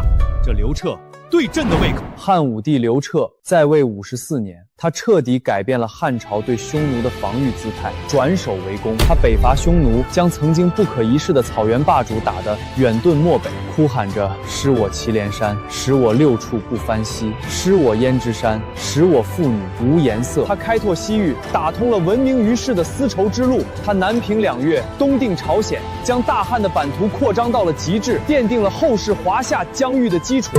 是他用赫赫武功彻底洗刷了高祖白登之围的耻辱，是他让大汉的国威远播四夷。汉武帝的功绩绝不仅仅是开疆扩土、洗刷耻辱，他最伟大的贡献是为我们这个历经磨难的民族注入了永不磨灭的灵魂。在秦始皇统一之前，我们是齐人，是楚人，是燕人，是赵人。我们有无数个名字，却没有一个共同的身份认同。始皇帝用强权将我们捏合在了一起，称我们为秦人，那是我们第一次有了中国人的概念。但大秦二世而亡，这个名字也随之烟消云散，我们又变回了一盘散沙。直到汉武帝的出现，是他用一场场酣畅淋漓的对外胜利，用犯我强汉者虽远必诛的铁血宣言，建立了一个国家前所未有的尊严。从此，我们有了一个共同而响亮的名字——汉。我们的民族是汉族，我们说的语言是汉语，我们穿的服饰是汉服，我们写的文字是汉字。这个汉字从此便刻入了我们民族的灵魂，历经千年风雨，依旧熠熠生辉。从精神上彻底统一了华夏吗？这刘彻确实做得比朕更彻底，将国号化为民族之名。汉武帝真雄主也，朕的大唐是否也能有此荣耀？陛下，您听到了吗？那位汉武大帝正是您的曾孙孝武皇帝刘彻啊！什么？你说他是咱的曾孙？千真万确，陛下，他是您的后人，那是咱刘家的血脉，是咱大汉的延续。好啊，好一个朕的曾孙！哈哈哈哈！朕后继有人了，朕后继有人了呀！穷兵黩武，巫蛊之祸，轮坛罪己诏。陆先生，这巫蛊之祸究竟是怎么回事？朕竟会因此滥杀大臣王子？汉武大帝番歪，帝王晚年的恐惧与救赎。帝王未必没有感情，但帝王的感情从来不可靠。对于汉武大帝这样震古烁今的帝王，晚年的猜忌与恐惧，险些让他亲手葬送了一切。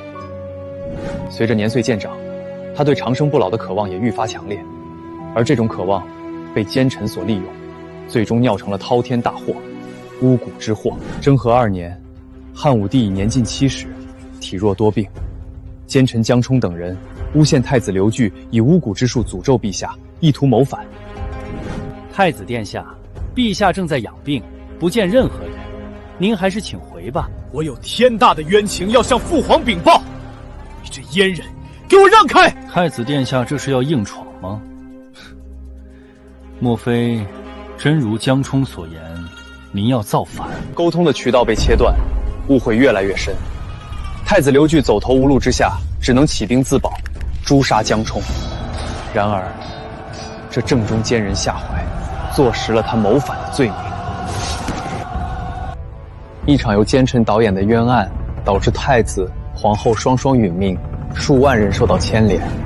直到1年后，刘彻才幡然醒悟，将参与构陷太子的人尽数诛灭，并修建私狱宫，追悼自己枉死的儿子。又是宦官乱政，又是父子相残，这套路与朕推测的大秦灭亡何其相似！赵高，陛下，奴才对大秦忠心耿耿啊！咱就知道这些阉人没一个好东西。老四，你给咱记住了，以后要是当了皇帝，敢重用宦官，咱做鬼都不会放过你！儿臣遵命。巫蛊之祸是汉武帝一生最大的污点，但这位伟大的帝王之所以伟大，更在于他敢于直面自己的错误。征和4年，汉武帝下达了龙国历史上第一份真正意义上的罪己诏。轮台罪己诏，朕即位以来，所为狂悖，使天下愁苦，不可追悔。自今日有伤害百姓、迷废天下者，悉罢之。一份罪己诏，宣告了他晚年国策的彻底转变。敢于向天下人承认自己的错误，这份勇气又有几位帝王能够拥有？历史10大帝王盘点第4位，汉世宗孝武皇帝刘彻。番外视频播放完毕，其奠定华夏版图，铸造民族之魂，又勇于罪己，得苍穹之上认可，特此降下奖励。太子，魏太后，朕绝不会让那样的悲剧发生。苍穹之上，请赐予朕弥补过错，让大汉强盛不衰的力量吧。汉武大帝刘彻特赐下奖励3种：其一，大汉全境风调雨顺10年；其二，赐予刘彻本人200年寿命；其三，神级高产作物土豆种子及种植方法，亩产可达3000至5000斤。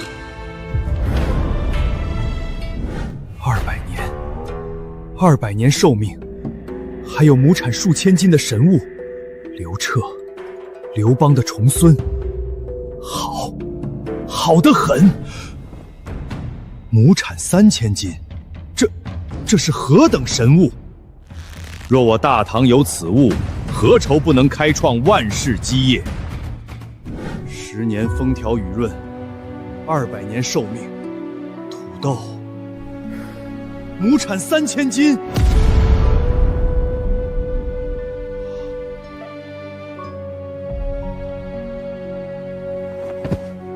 亩产3000斤，有了此物，我大汉子民将再无饥饿之忧。朕北伐匈奴，再也不用担心民力耗尽了。朕对得起天下的百姓了。陆离先生，苍穹之上，朕刘彻代大汉亿万子民谢过大恩。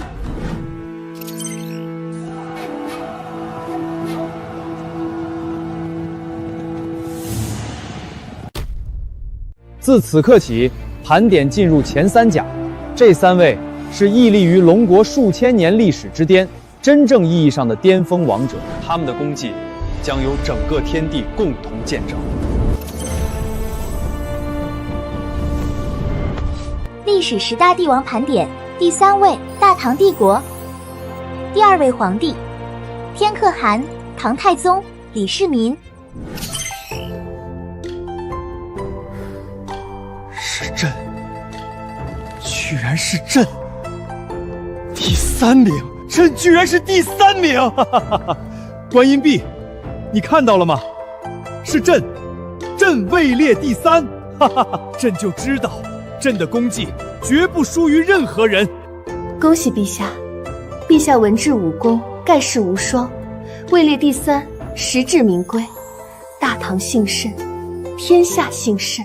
有了这榜单认可，看天下谁还敢说朕得位不正？看那突厥蛮夷还敢不敢小觑我大唐？唐太宗李世民，第3名吗？哼，有点意思。且让朕看看，你究竟有何等功绩，竟能排在汉武帝之前？咱就知道这榜单上必有李二凤。好，这家伙确实有本事。父皇，是父皇，父皇位列第3，我就知道，父皇的功绩足以彪炳千古。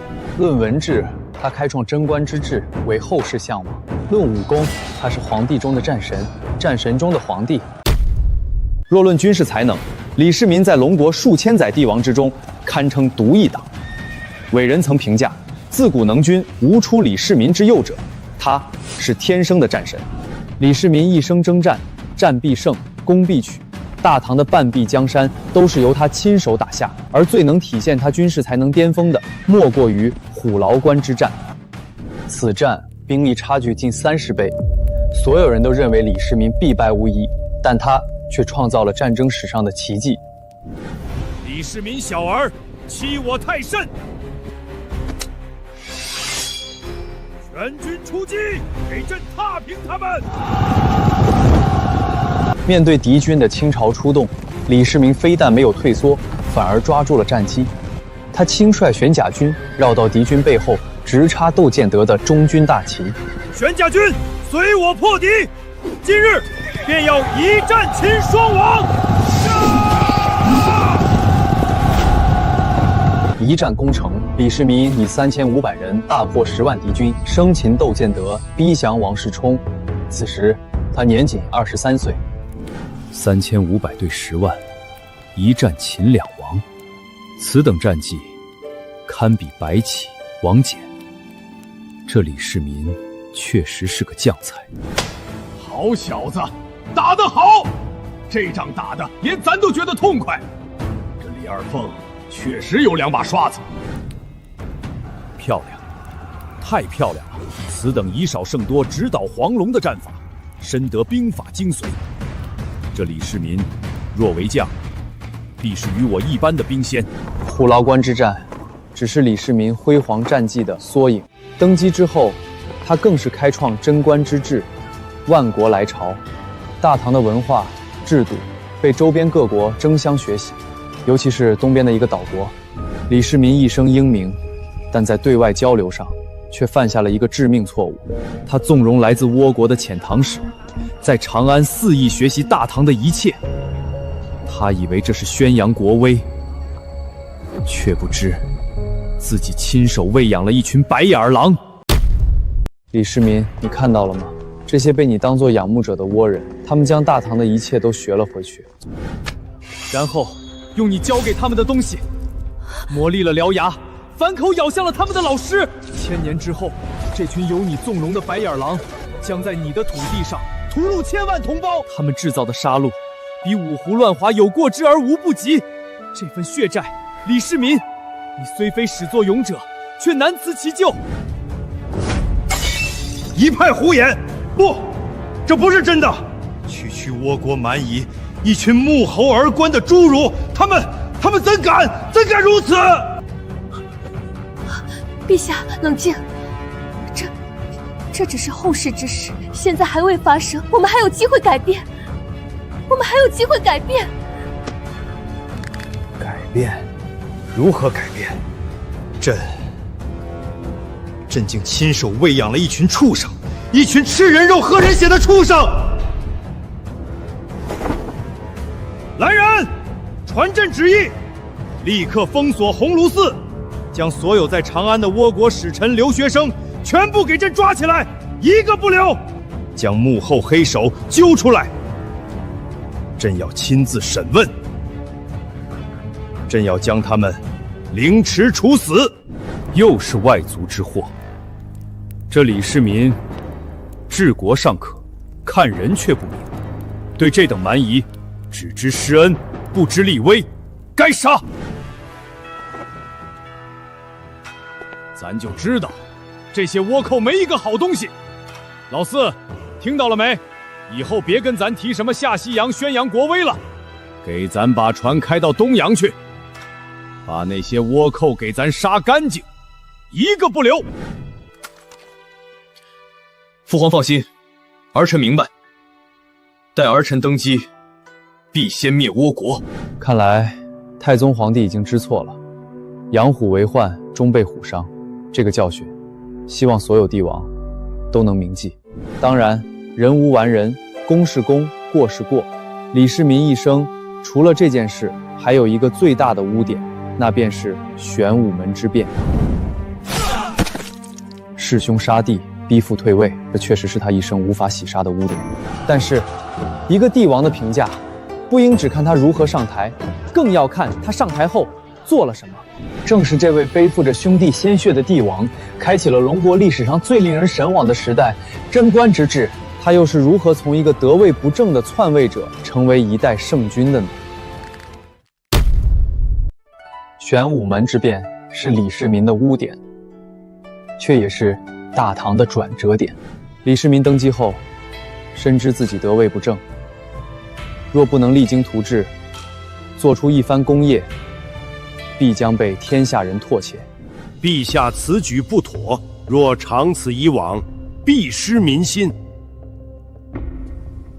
卫青所言有理，是朕思虑不周。他虚心纳谏，从善如流，创造了君明臣直的政治佳话。他以隋王为鉴，时刻警醒自己。有一次，他问身边的大臣：“隋文帝秦纣为何齐国2世而亡？隋炀帝残暴，朕引以为戒，但为何天下百姓最终选择的是朕，而不是其他藩王。陛下，此乃天命所归。天命即是民心。朕常闻，水能载舟，亦能覆舟。百姓如水，君主如舟。水能安安稳稳地拖着舟前行，也能掀起滔天巨浪，将舟彻底打翻。隋炀帝便是前车之鉴，他视百姓为草芥，滥用民力，最终被百姓的怒火所倾覆。朕若不爱惜百姓，下场亦会与他一样。水能载舟，亦能覆舟。民心，朕似乎明白了什么。说得好，说得太好了！咱就是从水里出来的，最懂这个道理。谁不把百姓当人，百姓就让他当不成皇帝。这李二凤虽然杀了兄弟，但脑子是清醒的。正是因为有这种深刻的民本思想，李世民才能开创贞观之治。他轻劳薄赋，与民休息，让历经战乱的华夏大地迅速恢复生机。他选贤任能，不计前嫌，即便是太子已建成的旧部魏征，也委以重任。他是一位伟大的君主，他将一个分崩离析的天下重新带回了强盛与荣耀的巅峰。他所缔造的盛世大唐，成为了后世无数华夏儿女心中永远的精神故乡。唐太宗番外，千古第一贤后长孙皇后上。人们常说，一个成功的男人背后一定站着一个了不起的女人。这句话用来形容唐太宗李世民与长孙皇后再合适不过。长孙皇后是妻子，是知己，更是李世民一生的灵魂伴侣。观音壁，你看，陆先生也知道你的好，朕就知道，朕的观音壁是天底下最好的皇后。陛下又取笑臣妾了，臣妾不过是做了分内之事，哪有陆先生说的这般好？不，你在朕心中，比这视频里说的还要好上10000倍。朕能有今日，一半的功劳都属于你。长孙皇后的贤德不仅体现在辅佐君王，更体现在危难关头的果断与勇气。在决定大唐命运的玄武门之变中，她扮演了至关重要的角色。兵变前夜，李世民虽然决心已定，但毕竟是弑兄杀弟，内心同样充满了挣扎与不安。而他麾下的将士更是对前途感到迷茫。诸位将军，秦王府的存亡，大唐的未来，皆在今日一战。今日是死是活，就看这一仗了。妾身一介女流，不能与诸君并肩杀敌，唯有在此为诸君壮行，请满饮此杯。此战我与诸君同生共死。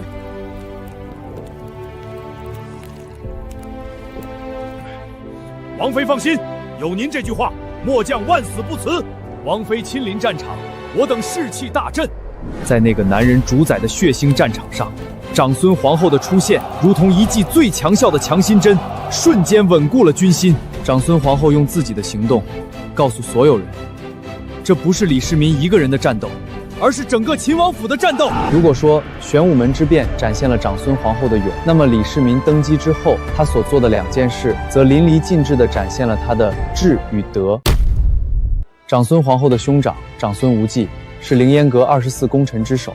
贞观元年，李世民感念其功劳，欲任命他为宰相，但没想到却遭到了长孙无忌的坚决推辞。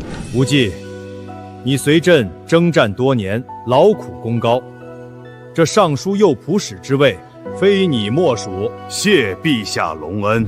然而，这个任命却遭到了长孙皇后最激烈的反对。陛下，臣妾听闻您要任命兄长为宰相，此事万万不可。观音壁，为何？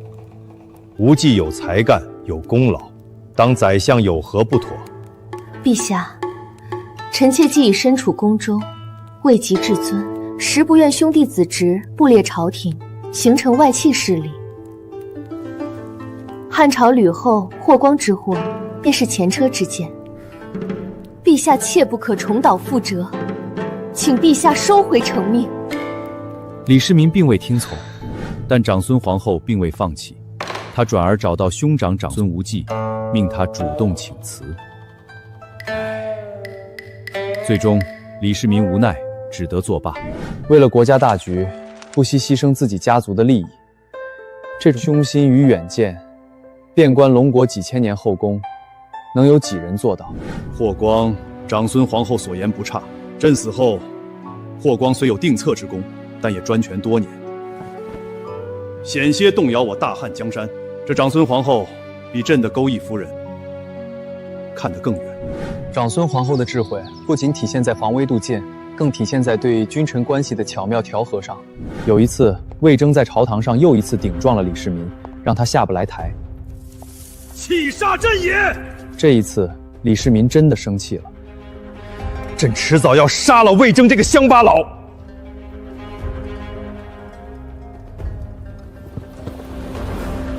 观音壁，你这是做什么？臣妾听闻君明则臣直，如今魏征敢于直言进谏，正说明了陛下的圣明。臣妾特来为陛下贺喜。哈哈哈哈哈！观音壁说的对，是朕糊涂了。有魏征这样的征臣，是朕的福气，也是大唐的福气。一场足以引发君臣猜忌的风波，就被长孙皇后用如此智慧的方式，4两拨千斤的化解了。有妻如此，夫复何求？对于李世民而言，长孙皇后是他一生的光，然而，这的光却在他生命中最需要的时候，过早的熄灭了。长孙皇后自幼便患有气疾，常年受病痛折磨。在玄武门之变和辅佐李世民治理天下的过程中，她耗费了太多的心血。贞观8年，更是因一场突发事件，不顾自身病重，深夜追随护驾，导致病情加重。观音壁，你感觉怎么样？太医都死哪儿去了？陛下，莫要动怒。臣妾自己的身体自己清楚，生死有命，非药石所能及也。太子李承乾请求大赦囚徒，为母亲祈福，被他坚决阻止。他甚至不许李世民为他遍求天下名医，只因不想耗费国力。这位贤后，直到生命的最后一刻，想的依然是国家，是他的夫君。贞观10年6月，长孙皇后病入膏肓，药石无医。她知道自己大限将至，将李世民唤到床前，留下了最后的遗言：陛下，臣妾自知不久于人世，有几句话，还望陛下牢记。陛下，观音壁，你别说傻话，你不会有事的，朕不许你有事。请陛下继续亲君子，远小人，纳忠谏。房玄龄是能臣，望陛下善待。臣妾兄长无忌为外戚，万不可授以大权。臣妾此生能伴君左右，一世无憾。陛下，臣妾曾发誓以死相随，此生臣妾做到了。黄泉路上，臣妾先走一步。不，这不是真的。观音壁，你不会死的，朕绝不让你死，绝不！陛下，臣妾舍不得你，舍不得承乾和智儿他们。番外视频播放完毕。历史10大帝王第3位，唐太宗李世民，得琼林赞扬，特赐下奖励。苍穹之上，陆离先生，求求你们，一定要有能救观音壁的奖励，只要能救他，朕愿付出任何代价，任何代价。历史10大帝王第3位，唐太宗李世民，其开创贞观之治，奠定盛唐之基，功盖千秋，得穹隆认可，特赐下丰厚奖励。此次奖励分为固定奖励与自选奖励。固定奖励为大唐全境风调雨顺20年，赐予李世民本人500年寿命。自选奖励如下，请太宗皇帝在其中选择2种：一、神级作物土豆、红薯足量种子及种植方法，亩产均可达3000斤以上；二、神级丹药以益共生丹，服用此丹可与心爱之人绑定，同生共死，双方以寿命最长者为最终寿命，且一方若非寿终正寝而亡，另一方可以微小代价将其复活。3. 终极道具绿帽王冠，复活前太子李建成，可获得此冠，戴上此冠可获1000年寿命，但所有与你有关的女子都会爱上别人。4. 特殊道具阿蛮快乐椅，任何女子坐上此椅都会变成魅力十足的人妻，对有特殊爱好君主有奇效。阿芒快乐椅，苍穹之上，何不将此物直接赐予我？我愿用半壁江山来换。比翼共生丹，同生共死，以寿命最长者为准，复活，这简直就是为我和观音壁量身定做的神药。甄选第2种，比翼共生丹。甄选比翼共生丹。太宗皇帝已选择比翼共生丹，尚可再选其一。甄选第1种，土豆和红薯。选择完毕，奖励即刻发放。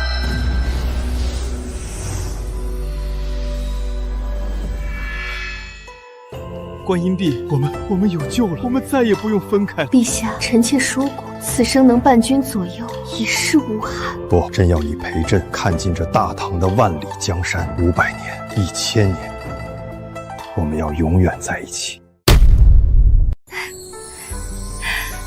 观音壁，快，我们服下他，朕再也不要承受失去你的痛苦了。陛下，我们真的能永远在一起了吗？能，一定能。陆先生和苍穹之上定不会欺骗朕。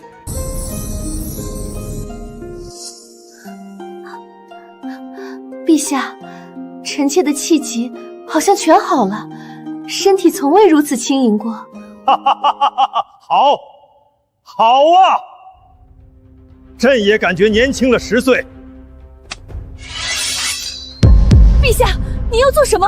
陛下三思啊！诸位不必惊慌，朕只是想试试这灵丹究竟有多神奇。疯子，竟拿自己的龙体做实验。乖，这李二凤对自己是真狠呐！胡闹！身为帝王，怎能如此轻贱自身？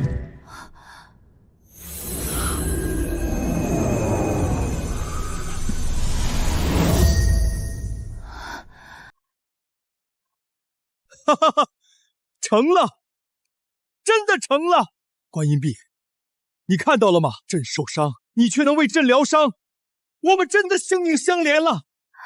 陛下，您吓死臣妾了。不过这神药之效，当真不可思议。陆先生与苍穹之上，赐朕与皇后500年寿命，更使我夫妻2人比翼共生，此等恩情，重于泰山。朕若不献上最珍贵之物，何以表达朕的感激之情？陛下圣明，不知陛下意欲敬献何物？朕要敬献传国玉玺。陛下，万万不可！传国玉玺乃国之重器，象征华夏正统，怎可轻易送出？舅兄此言差矣。何为正统？朕在，大唐在，便是正统。区一块玉玺，岂能比得上我大唐的万世基业？陛下说的是，玉玺虽重，但若能以此表达对陆先生的谢意，换来大唐的强盛，亦是值得。哈哈哈哈哈！知我者，观音壁也。陆离先生，朕李世民愿将此华夏重器敬献于您，以表朕的无上敬意，请先生笑纳。尊敬的陆先生，唐太宗李世民敬献传国玉玺1枚，已存入您的空间，请问是否提取？什么？传国玉玺？李二凤这么大方？我的天，这就是真正的传国玉玺！这要是拿出去，整个世界都得疯了。小仓，这宝贝的价值无可估量，我不要钱了。你帮我把它所蕴含的价值，全部用来推动我们龙国的科技发展。陆先生高义，请问您希望具体投入哪个领域？可控核聚变。我希望在5年之内，看到我们龙国彻底掌握这项技术。指令收到，正在转化传国玉玺的因果价值，预计可在5年内帮助龙国科学家完成可控核聚变技术的全部研发。好，太好了，这才是国之重器真正的用法。有这样一个朝代，不和亲，不赔款，不割地，不纳贡，天子守国门，君王死社稷。好惊人的杀气！这股气势比朕当年玄武门之变更要浓烈100倍。究竟是何等人物，才能拥有如此杀意？看着天地异象，第2名帝王的功绩与杀伐，恐怕远超我等想象。有意思，这股杀气竟让朕也感到一丝兴奋。此人必是一代铁血雄主。朕的霸气源于威加四海，一统天下，而此人的杀气却更像是从尸山血海中一步步爬出，对天下一切不平事的滔天之怒。有趣，真是有趣。有这样一个朝代，中期276年，不和亲，不赔款，不割地，不纳贡。有这样一个朝代，其国家首都可以设在直面敌人的前线。有这样一个朝代，其末代皇帝面对亡国之危亦可恣意训武，留下任贼分裂阵师，误伤百姓一人的绝笔。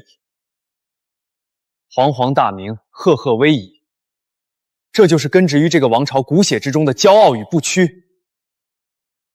是咱的大明，咱的大明居然有如此风骨，好啊！不愧是咱老朱家的天下。重八，您听到了吗？天子守国门，君王死社稷，这才是咱们汉家儿郎该有的气节。咱就知道，咱建立的大明绝不会是宋朝那样的软骨头。只是这第2名会是谁呢？天子守国门，君王死社稷。父皇，您看到了吗？儿臣迁都北京，亲守国门，正是继承了您的遗志。我大明必有人能登榜前3。历史10大帝王第2位即将揭晓。龙国历史上下5000年，真正的从零开始，白手起家，最终登临帝位的唯有一人。他的开局是一个破碗，他的结局是一个国家，从一个乞丐到一个和尚，从一个和尚到一个皇帝。历史10大帝王牌匾第2位，大明王朝开国皇帝太祖高皇帝洪武大帝朱元璋。上榜理由：驱除胡虏，再复华夏，史上出身最低，功绩最伟之开国皇帝。是咱一个要饭的泥腿子，也能排在第2。重八，你看到了吗？你的功绩得到了天地的认可。你不是什么泥腿子，你是咱大明，是这天下百姓的英雄。英雄说得好，咱就是英雄。咱要让这天下的百姓再也不用像咱当年一样饿到吃草根树皮。父皇位列第2，实至名归，儿臣心服口服。开局一个碗，竟能打下一个大一统王朝。朱元璋，朕佩服。以布衣之身行开天辟地之伟业，刘邦与你相比都稍逊一筹。朱元璋，好一个洪武大帝。元朝末年，神州陆沉，胡虏横行，汉家百姓沦为4等贱民，命如草芥。正是在这最黑暗的时刻，这时一位出身赤贫的布衣英雄横空出世，驱除胡虏，恢复中华。他朱元璋以驱除胡虏、恢复中华为号召，率领义军北伐中原。他手下的徐达、常遇淳等不是名将，一路势如破竹，最终攻克元大都，将丢失了400余年的燕云16州重新纳入华夏版图，汉魂复苏。崖山之后无华夏，朱元璋用他的铁拳告诉世界，只要汉魂不灭，华夏便永远屹立不倒。然而，这位将百姓视若珍宝的皇帝，对待另一个群体，却使用了龙国历史上最酷烈、最血腥的手段。他发明的刑法，足以让所有时空的官员闻之丧胆。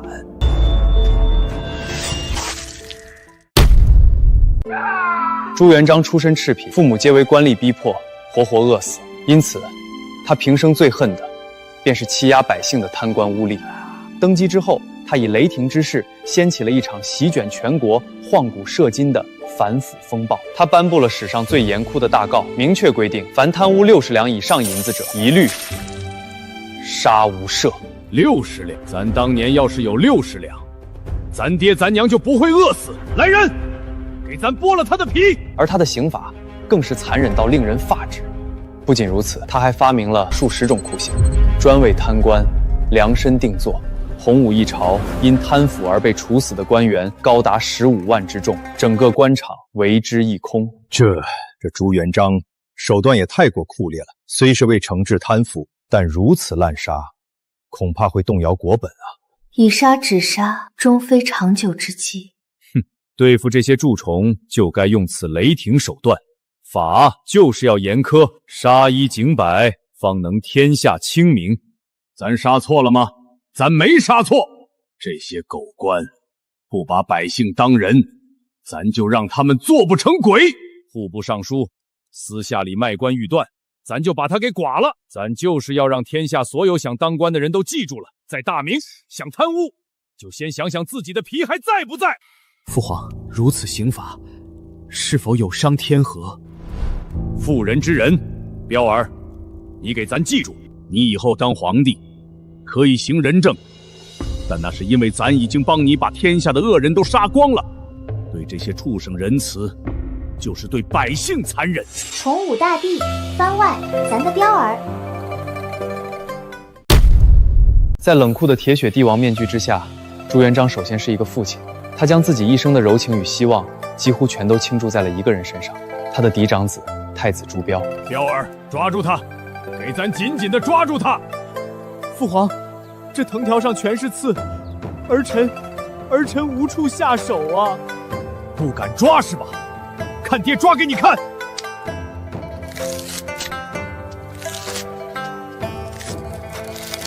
父皇，彪儿，现在你可以拿住他了吧？这藤条就是爹留给你的权杖，爹要帮你把这上面的刺全都撸干净了，这样你用起来才顺手啊。彪儿，你还记得吗？咱当年就是这么教你的。咱这辈子打天下，杀贪官，就是为了给你铺路，让你能安安稳稳地当一个人君呐。父皇的苦心，儿臣一直都明白。朱元璋深知自己杀戮过重，所以他将朱标培养成了一个与自己截然相反的储君，宽厚、仁慈、爱民。他希望自己做那个唱白脸的恶人，让儿子去做那个受万民爱戴的圣主。然而，命运却跟他开了一个最残酷的玩笑。彪儿，你给咱挺住！咱已经让太医院把所有好药都拿来了，你不会有事的，咱不准你有事。父皇，您别为难太医了，儿臣恐怕不能再为您分忧了。咱的彪儿，咱的好大儿啊！你不能死，咱不让你死，谁敢让你死，咱就诛他10族！父皇，儿臣不孝，让您伤心了。番外视频播放完毕。历史10大帝王第2位，洪武大帝朱元璋，得穹隆赞许，特赐下奖励。苍穹之上，陆离先生，求求你们救救咱的彪儿！只要能让彪儿活下来，咱愿意付出一切，咱的命，咱的江山，咱什么都可以不要。历史10大帝王第2位，洪武大帝朱元璋，其驱逐胡虏，再造华夏，功高盖世，又父爱深沉，感天动地，特赐下奖励。此次奖励并非固定，乃是根据洪武大帝心中最大的执念，划为2种选择，请朱元璋在其中选择其一。选项1，复活太子朱标。选择此项，你最心爱的儿子朱标将彻底痊愈，从此百病不侵，长命100岁，继承你的大统。选项2，百官行述，一本记录大明所有官员过往今生一切贪腐罪证的神器。持有此书，天下贪官无所遁形，助你打造一个绝对清廉的万世王朝。若是朕会选百官行术，帝王伟业当以江山社稷为先，私情终究是小道。父爱如山，朕能理解他的选择。若是朕为了观音壁，同样可以不顾一切。江山没了可以再打，但真爱之人只有一个。哼，没有百官行术，咱照样杀。天下之大，难道还缺想当官的人不成？杀光了，自然就没人敢贪了。咱选第一个，咱要咱的彪儿活过来。什么狗屁神器，都比不上咱的彪儿一根头发。苍穹之上，咱选朱标。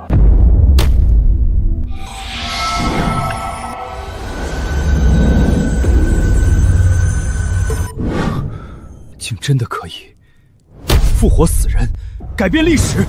好，好啊！这位洪武大帝总算不用再承受丧子之痛了。大哥复活了，也好，也好。大哥本就比我更适合当皇帝，只要大明强盛，谁当皇帝又有什么区别呢？父皇，您总算能得偿所愿了。父皇，儿臣不孝，让您担心了。咱的彪儿，咱的好大儿，你没死，你真的没死，太好了，真是太好了！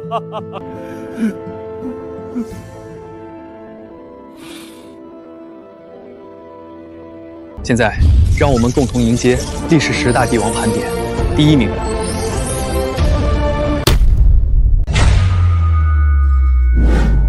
历史10大帝王即将揭晓最后一位，他是华夏大地上第1位皇帝，他是皇帝这个名号的开创者，他为后世2000年的封建王朝定下了最根本的框架与制度，他的功绩万古不朽。是他了，普天之下，唯有他配得上这第1的宝座。千古一帝，当之无愧。咱就知道这第1除了他没别人，咱不如他。朕一生北击匈奴，开疆拓土，但若无他奠定之基业，朕的功绩已是无根之木，无源之水。这第1，朕服。朕终于等到这一天了。陛下万岁！大秦万岁！陛下之功，震古烁今，万世不朽。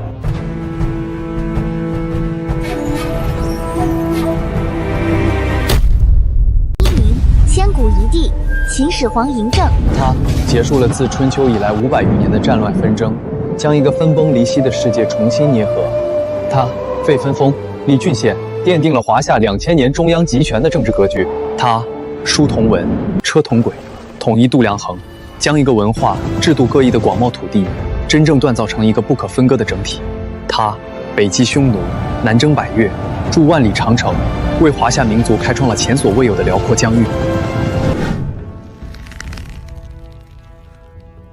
朕这一生总算没有白费。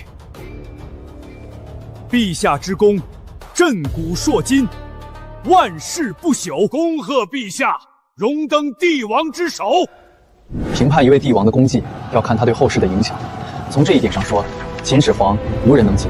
其一，一统天下，结束战乱，他让华夏大地从永无休止的内耗中解脱出来，这是他一切功绩的基础。其二，书同文，他让思想与文化的传播第一次跨越了地域的障碍。华夏文明之所以能够历经数千年风雨而传承不绝，统一的文字居功至伟，此乃文明之基石。其三，车同轨，这不仅是交通上的便利，更是国家战略投送能力的飞跃。政令与军队得以在最短的时间内通达全国，此乃国家之血脉。其次，统一度量衡，这让国家的税收与经济管理第一次有了精确的标准，此乃帝国之根基。然而，就是这样一位伟大的帝王，他的帝国却仅仅存在了短短15年。他本人也背负了2000年的骂名。为什么？接下来，番外视频将为我们揭示那光芒万丈的千古一帝背后，无人能懂的极致孤独。15年，陆先生是说，强盛至此的大秦，竟2世而亡，这怎么可能？隋文帝开创的大隋也同样是2世而亡，难道强大的开国之君，其后代都守不住江山吗？咱就知道，这事儿没那么简单。2世而亡，始皇帝雄才大略，咱自愧不如。可他选的继承人，难道是个废物不成？想知道为什么？原因之一，便是其统治的残酷性。为了统一思想，他采纳李斯之策，焚书坑儒。天下敢有藏诗书100家语者，悉役守卫，杂烧之。有敢偶语诗书者弃市。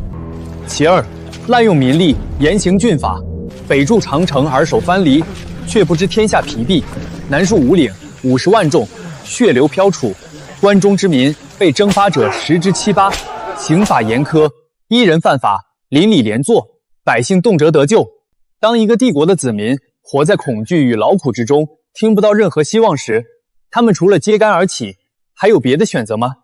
是啊，民心向背才是根本。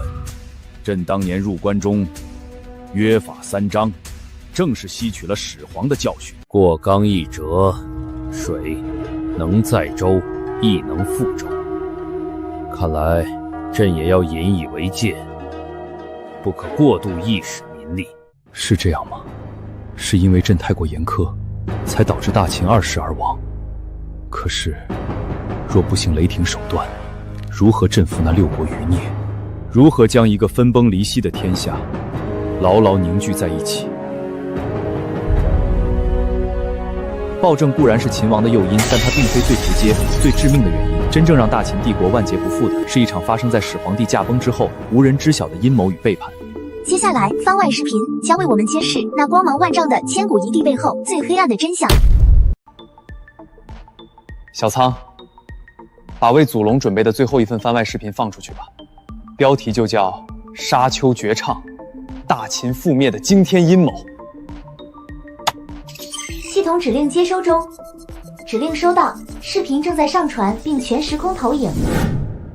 始皇37年，南巡途中，始皇帝嬴政染上恶疾，自知大限将至，他用尽最后的力气，写下了一封遗诏，传诏召公子扶苏回咸阳，主持朕之丧事，以兵属蒙恬，大秦的未来就交给他了。这封诏书本该决定大秦帝国的未来，然而他却落入了一个最不该得到他的人手中，宦官是赵高。公子，陛下已崩，遗诏却要立扶苏为帝，您甘心吗？可那是父皇的遗命。遗命？如今陛下已死，这天下谁的拳头大，谁说的话就是遗命。李斯丞相，您说呢？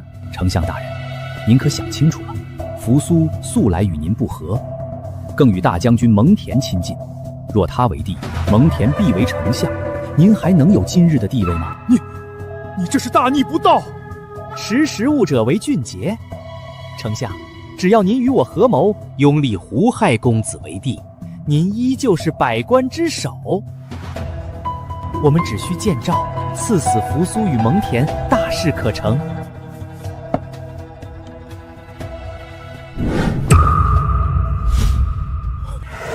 赵高、李斯，还有你，胡亥，你们竟敢！陛下饶命！陛下饶命啊！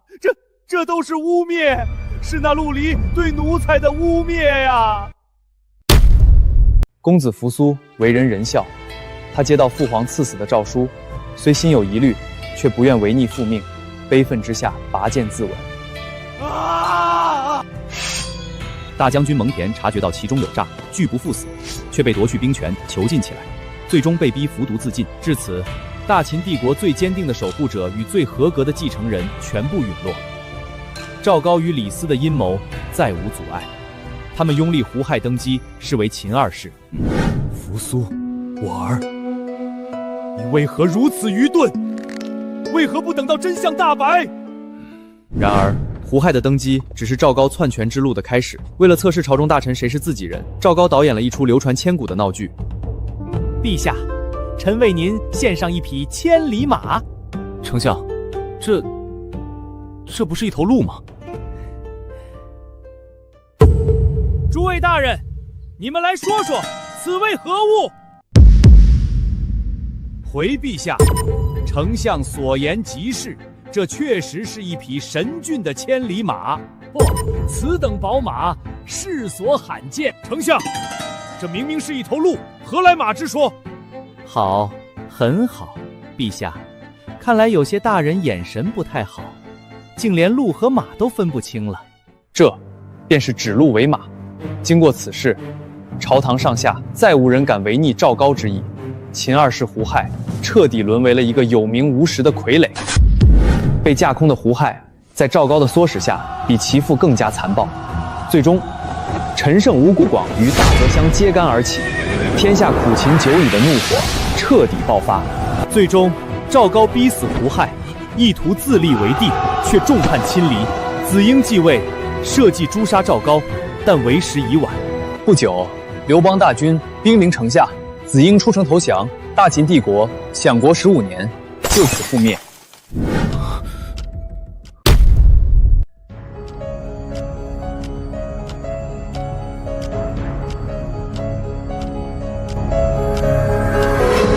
杀！好，杀得好！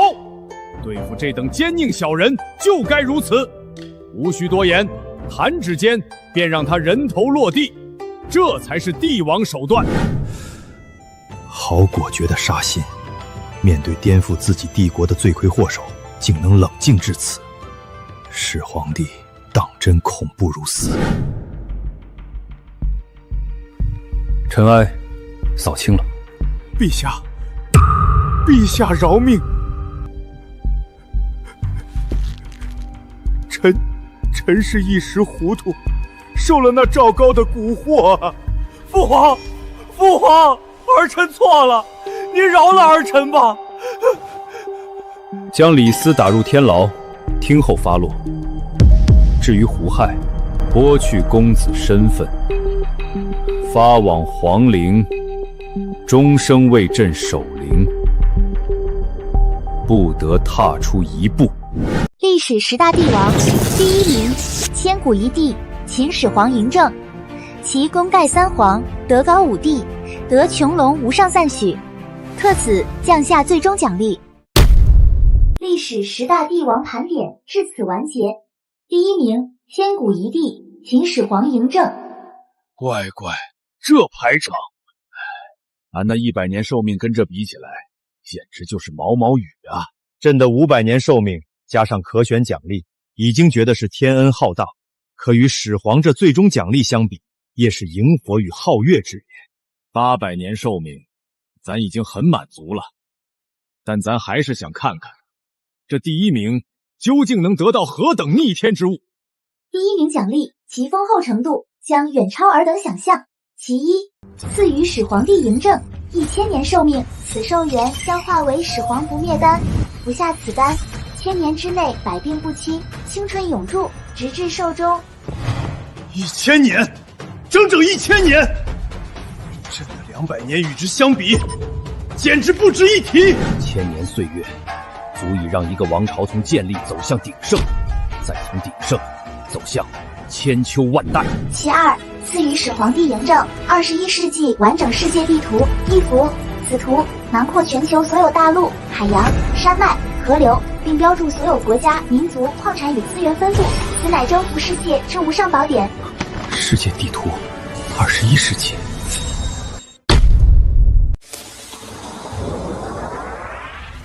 这才是真正的世界吗？朕的天下，朕的大秦，与这广阔天地相比，竟不过是沧海一粟。古之圣贤的认知，竟是错的。我们所处之地，竟是一个悬于空中的球体。如此广袤的土地，如此之多的国家，我大秦的铁骑竟还未踏出这亚洲一隅。原来世界如此之大。陛下，此图乃是神物，他为您，为整个华夏打开了一扇前所未有的窗户。乖乖，这世界上竟还有这么多咱不知道的地方，咱一直以为咱大明就是天下的中心了。哈哈哈哈！好一个世界地图，好一个广阔天地。朕之一生，总以为横扫六合，一统天下，便是功业之顶峰。今日得见此图，方知朕之眼界何其狭隘。苍穹之上赐予朕1000年寿命，朕要让这天下万族都只有一个名字，那就是秦人。陛下万岁，大秦万年，陛下之志，臣等必将誓死追随。我嬴政的命运从来只握在自己手里。陆离先生，朕嬴政得先生厚爱，获此长生之躯，见此广阔天地，再造之恩无以为报。朕思来想去，金银俗物不足以表朕心意，唯有我华夏传承数千年之至宝，方可匹配先生之功。传朕旨意，开启宗庙，将大禹所铸之九州鼎请出。陛下，万万不可！九州鼎乃我华夏气运所系，自夏商周3代传承至今，乃国之正气，怎可？丞相差矣，何为气运？朕在，大秦在，华夏的气运便在。区区9尊铜鼎，岂能比得上朕为华夏开辟万世基业的决心？朕嬴政将以这万里江山为鼎，以这四海八荒为铜，为我华夏铸就一尊永恒不灭的无上神鼎。陆离先生，朕大秦始皇帝嬴政，愿将此华夏至宝九州鼎献献于您，请先生笑纳。尊敬的陆先生，秦始皇嬴政见谢上古至宝九州鼎一套，已存入您的空间，请问是否提取？什么玩意儿？九州鼎？祖龙疯了吧？这玩意儿也敢送？这就是真正的九州鼎。这要是被外界知道，恐怕就不是派几个师来保护的问题了。小苍，这宝贝的价值无可估量，我只有一个要求，把它蕴含的所有价值全部投入到我们龙国更深远的未来科技中去。陆先生高义，请问您希望投入哪个领域？曲率引擎和空间跃迁技术，我希望有生之年能看到我们龙国的飞船遨游在星辰大海。指令收到，正在转化九州鼎的因果价值，预计可在50年内帮助龙国科学家完成曲率引擎的理论突破与实验模型。好，这才是我华夏至宝该有的样子。众将士都尝尝，这就是苍穹之上赐予我大汉的神物土豆，亩产数千斤。陛下，此物软糯香甜，十分果腹。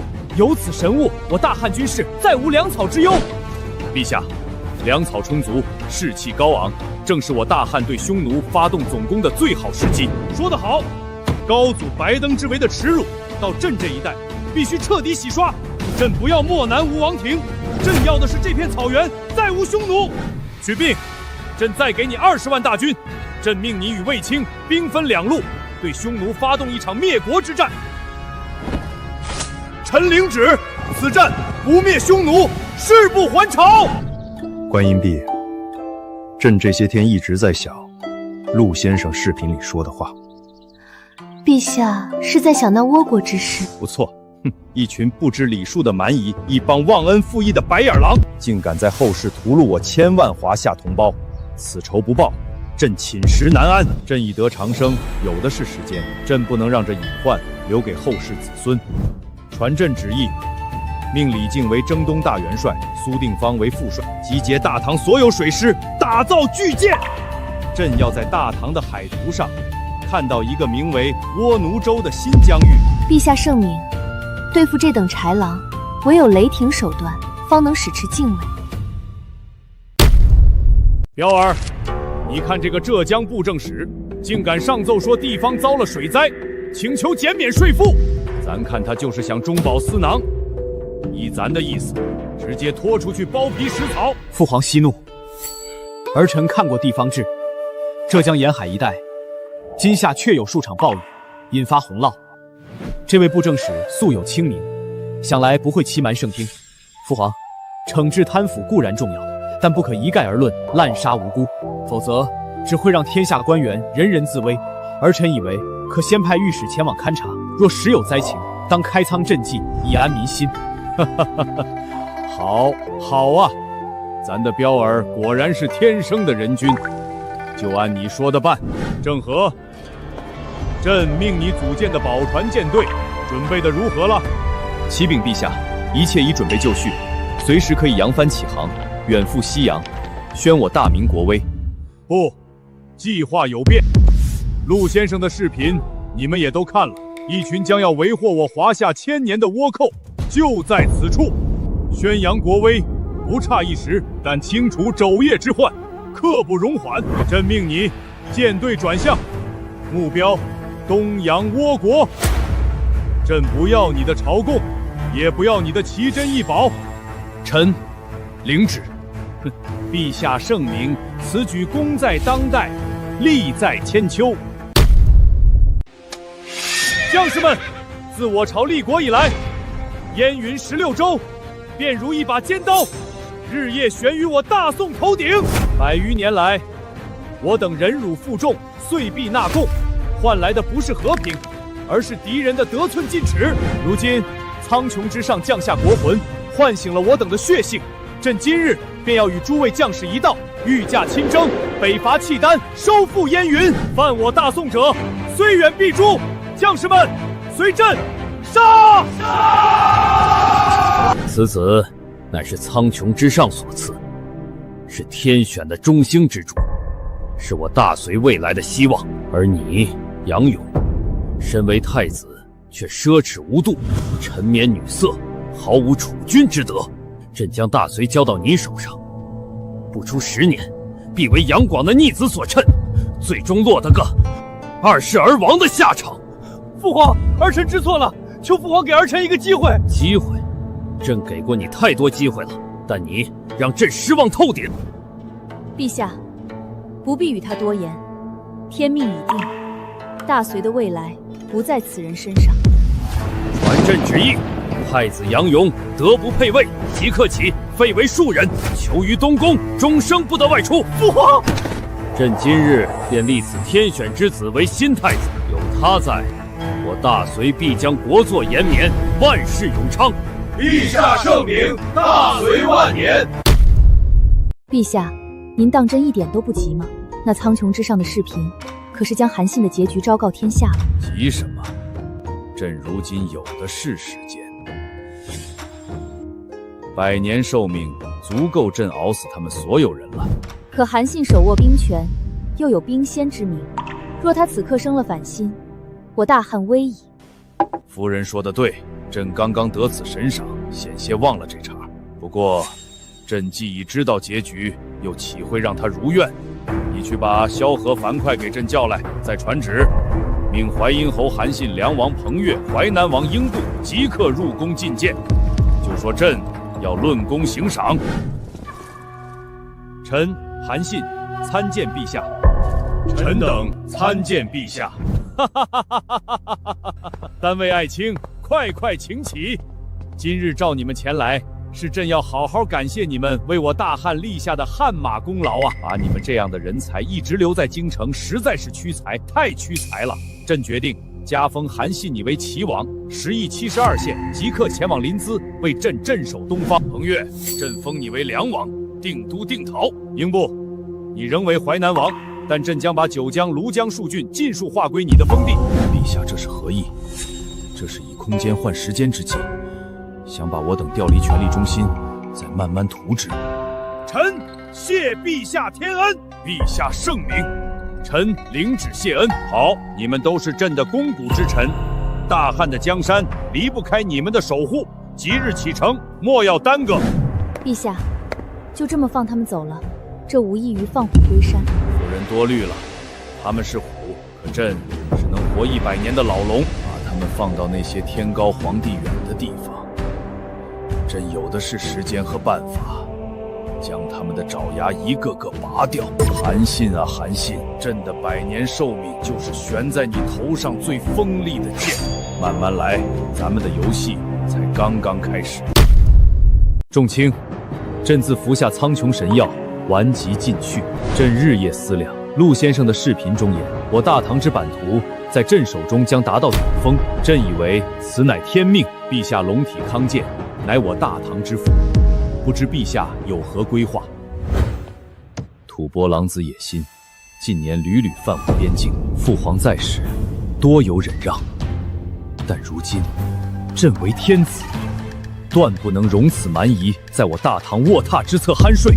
父皇的功绩，天可汗的威名，朕素来敬仰，但朕不想只活在父皇的光环之下，朕要超越他。朕要让这天下人看看，我李治同样是一位能开疆拓土的铁血帝王。陛下圣母，吐蕃地处高原，易守难攻，我军远征，粮草后勤，乃是重中之重。媚娘所言正合朕意。李绩、苏定方听令。臣在。朕命你2人即刻起操练兵马，整备器械，待明年开春，朕要亲率大军西征吐蕃。朕要将大唐的龙旗插上那罗歇城的城头。臣等遵旨。此战必不负陛下所托。启禀陛下，自苍穹之上赐下风调雨润神恩，我大清各地都是100年不遇之大丰收，国库之中存银已逾5000万两。好，好啊，国库充盈，百姓安乐，朕心甚慰。陆先生的视频中说，朕为父皇收拾了一个烂摊子，如今有了这笔天降的财富和民心，朕的改革再也无人可以阻挡。传朕旨意，炮声堆宫之策即刻在全国推行，告诉那些地方官，别再想着从中渔利。朕还要设立军机处，严查贪腐，那些盘踞在朝堂之上吃味素餐的硕鼠，朕要一个一个的把他们揪出来。父皇，您看到了，有了这神迹效助，儿子不仅能守住这江山，更能将它治理成真正的康乾盛世。谁能想到，几个月前，我还是那个住在昏暗出租屋里，为了几百块激励奖金熬夜剪视频的穷小子。现在，这些钱对我来说，好像真的只是数字了。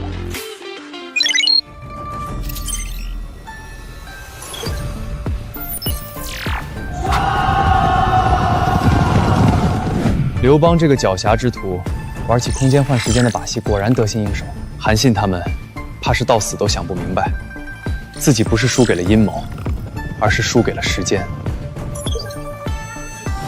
李家父子俩，一个要平定1000年之患，一个要超越父辈功绩，都够疯的。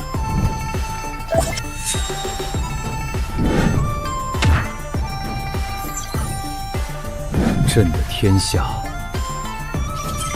众将士，随朕收复燕云！这些被我魔改过的超级帝国，如果有一天他们互相碰上了，会发生什么？